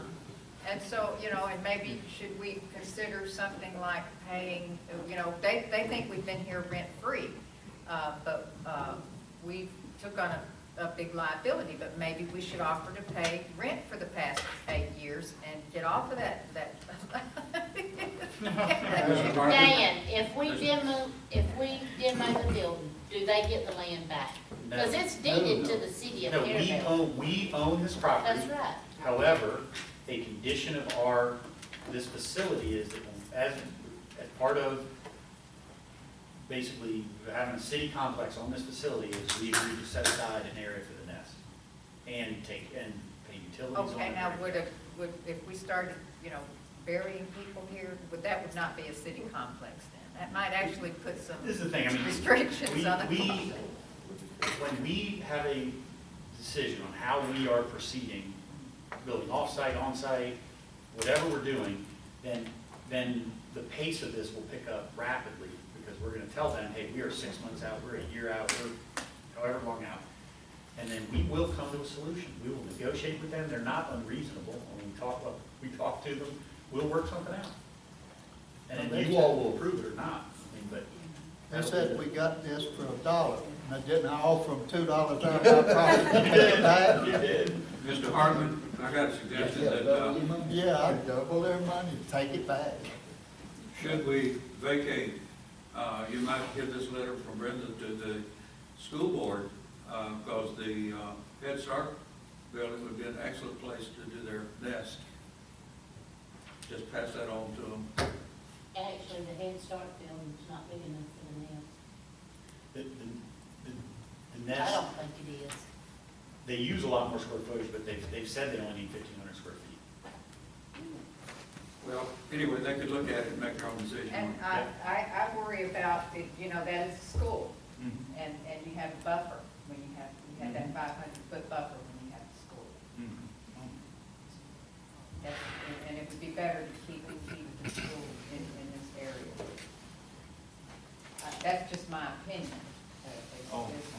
As Commissioner, Mayor Raymond Williams always would say, that's just my opinion. They It's only worrisome thing to that's bring, 500 feet from a school that I know of is the alcohol. the school is included in, schools are included. Yeah, in schools, that. but that's for selling of alcohol. Consumption on site. Or the selling of it, the way we have to have it. Yeah, they can sell it to go. They do at the Marathon and the BP. Yeah, but you can't sell it at a restaurant within 500 feet of a school or church. For consumption on premises. That's for consumption on premises. Yes. Well, the city owns this land. I mean, like you said, somebody's already gonna help get the Head Start, and we need half of it for storage. Back there. The bay area. And the school owns the football field and the field house. Right. But it might be an offer to them to remodel or help to remodel and turn it over, or turn over a section.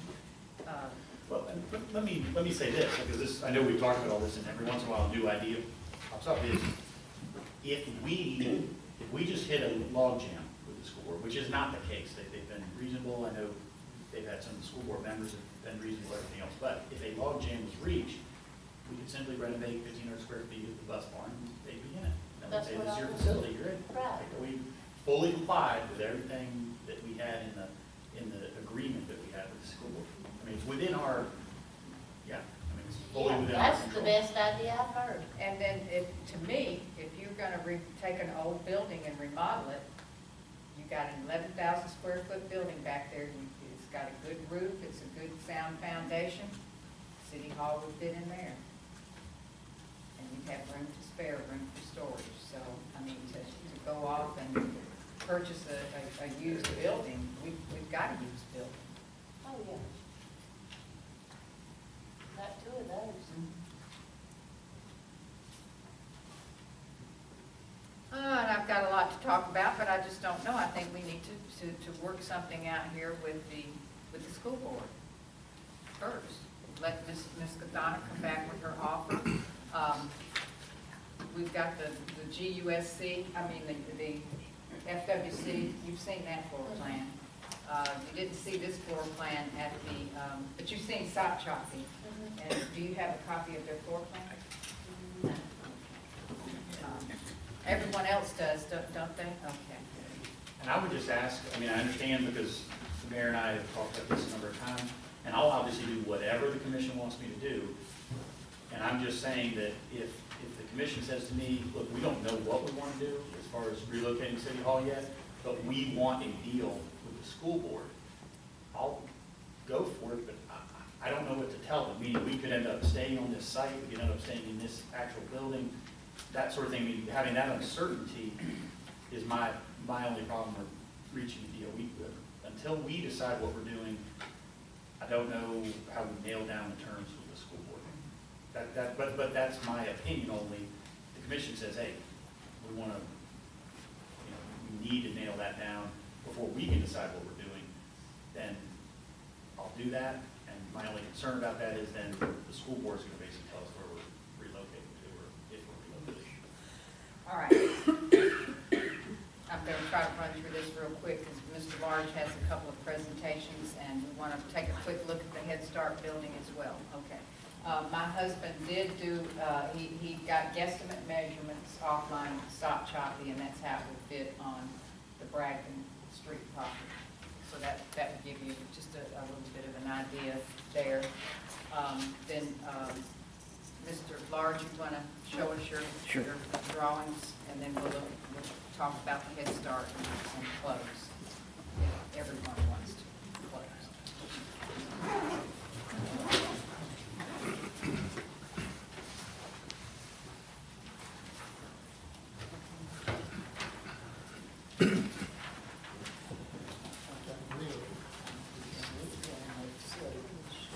Both of these are the Head Start?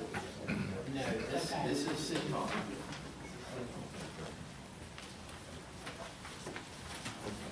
Oh, well, I feel a little better.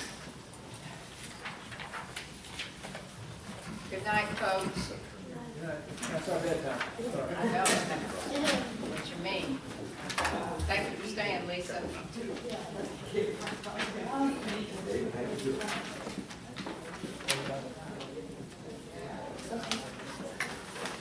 All right, just very briefly, the sheet labeled C4, that is the building laid out on the Bragdon property at 12th Street.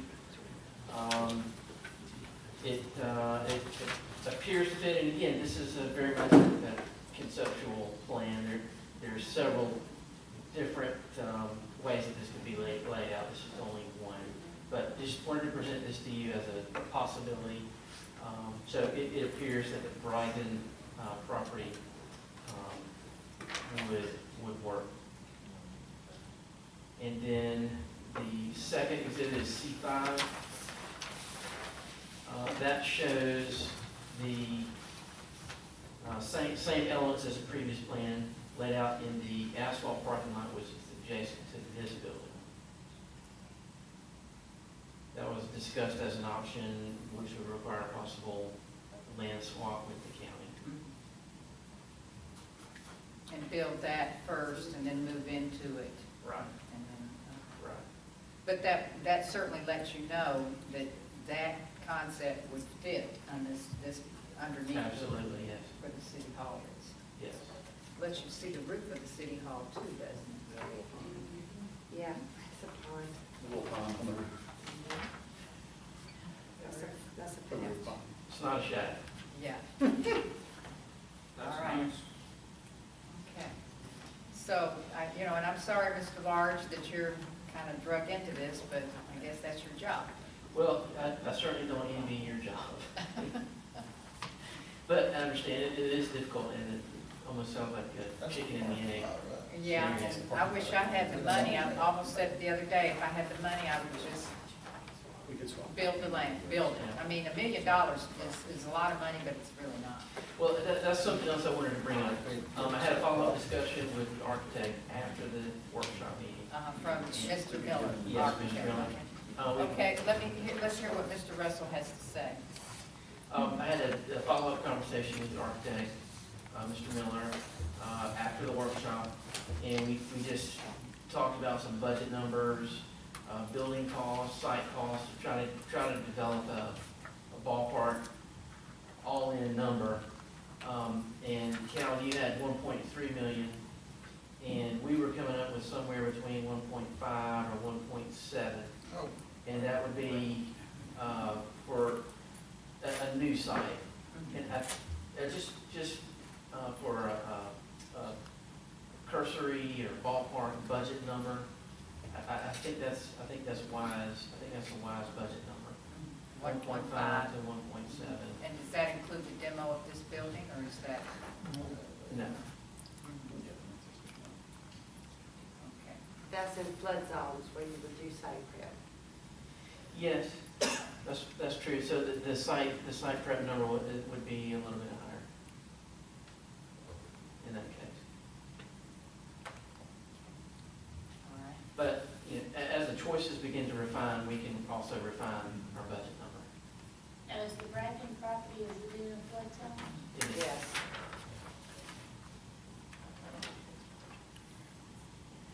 Okay. What's the numbers on the Bragdon property? Did I miss that? I'm sorry? What's the estimate on the Bragdon property? Okay, the construction cost would be about 1.5.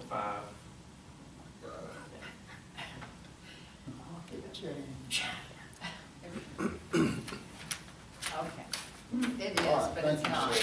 It is, but it's not. Mr. Trump, that's enough. Yeah, but you know, we had a $36 million sewer expansion project, so.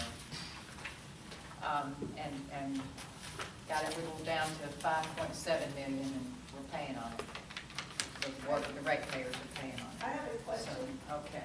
Is there sewer service to the Bragdon property? Because that's one area of the city where there's no sewer. How would you have a city hall with no There's a sewer? force main that goes down 98. There is? It How comes come right How down. come Brenda's couldn't tie into it? It comes right down 12th Street and turns and goes to the sewer plant. It does right now. Yeah, it comes right down 12th Street, right here, comes around and goes up, Okay. and then turns and goes out. But the question remains, how come Brenda's restaurant couldn't tie into it years ago? Have to go under 98. They would have to bore under 98 to get to it. Oh, okay, thanks.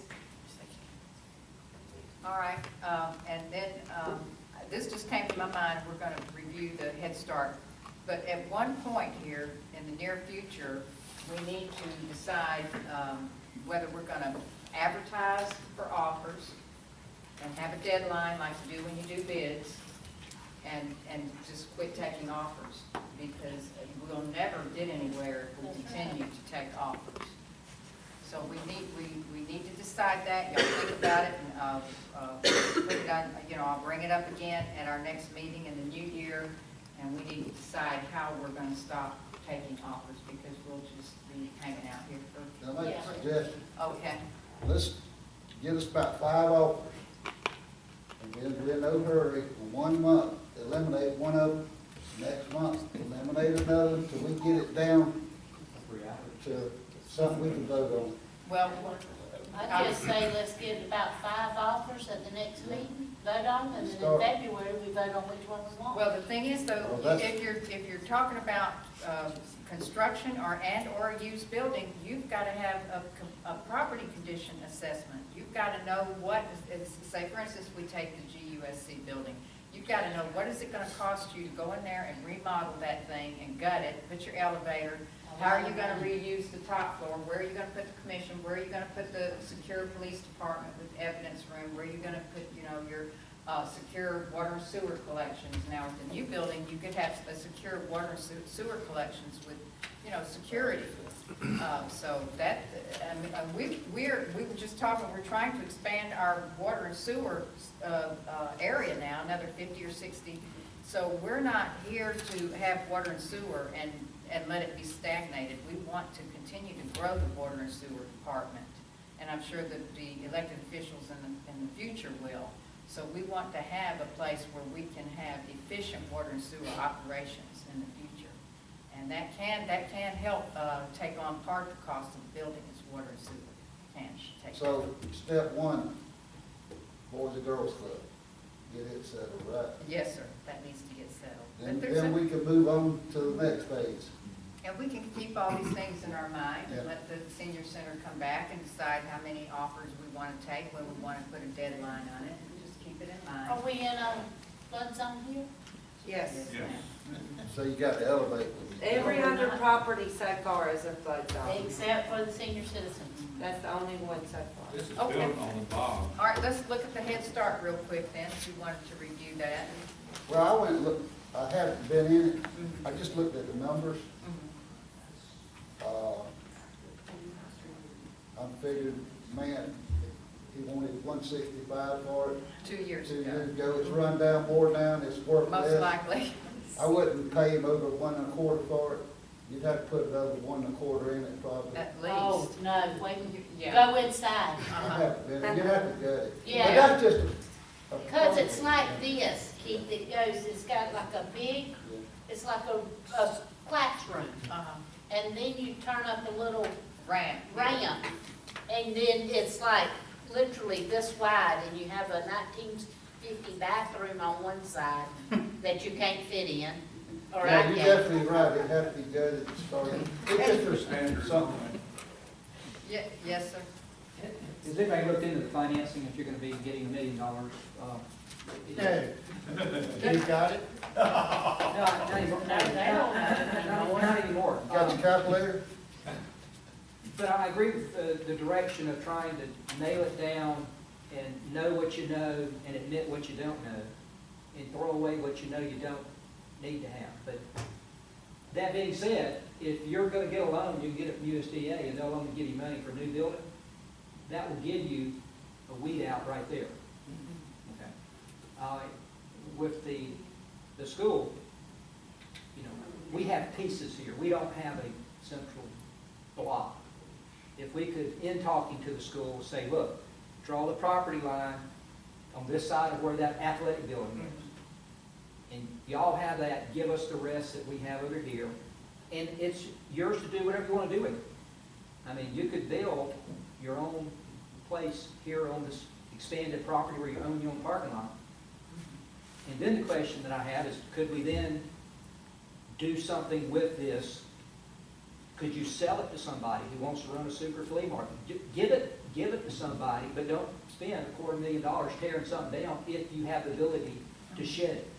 Put a Walmart in here. Sell it to the government for them to store some of their anti-terrorist, whatever stuff. You don't care, but if you can, if you can get some of those things clarified, then it will be a lot easier to know. Yes, And I it want to would give be. them That- rent-free. Huh? But if, you know, if we could not have to demo, Yeah. we would know that. If you own it and you don't have to give it up, if you're gonna build on it and you find a place to put the nest, you don't, why tear something down and spend that money if you have another means of doing it? I don't want you to compete with other business people here, but if somebody wants to buy this property and you legally can cut it out and sell it to them, you just saved $250,000 to help pay what you did. They can have it. And if we can't, then we have a good solution, is a cemetery.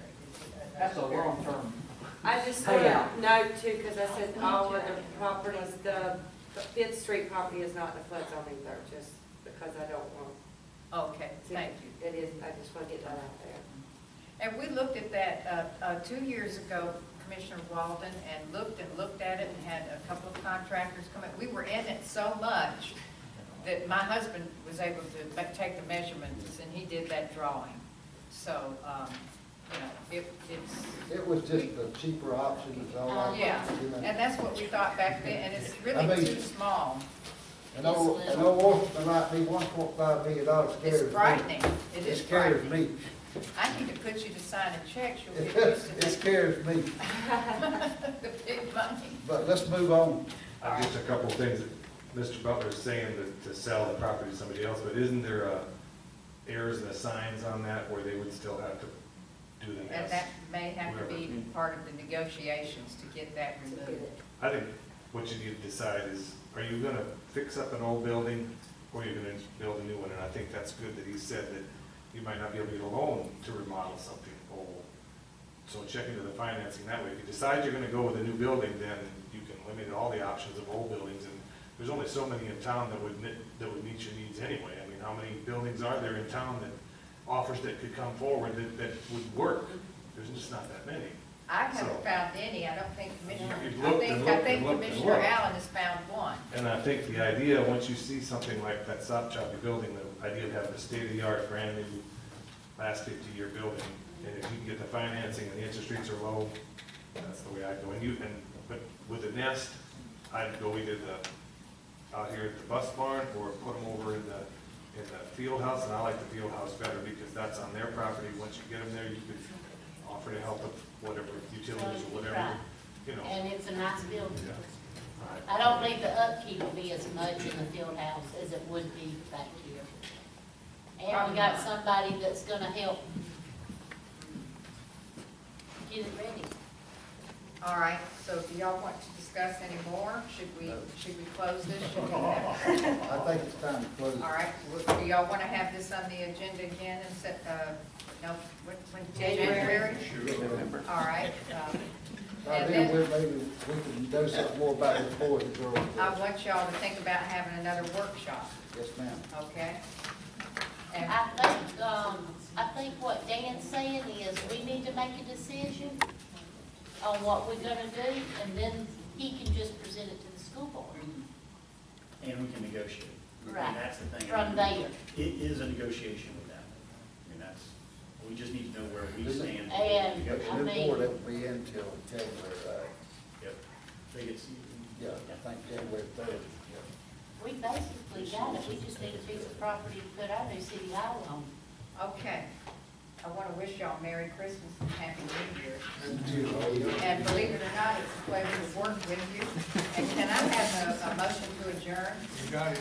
Okay, thank you, Commissioner Allen. May I have a second? I'll second. Well, thank you, Commissioner Mathis. And is there any discussion?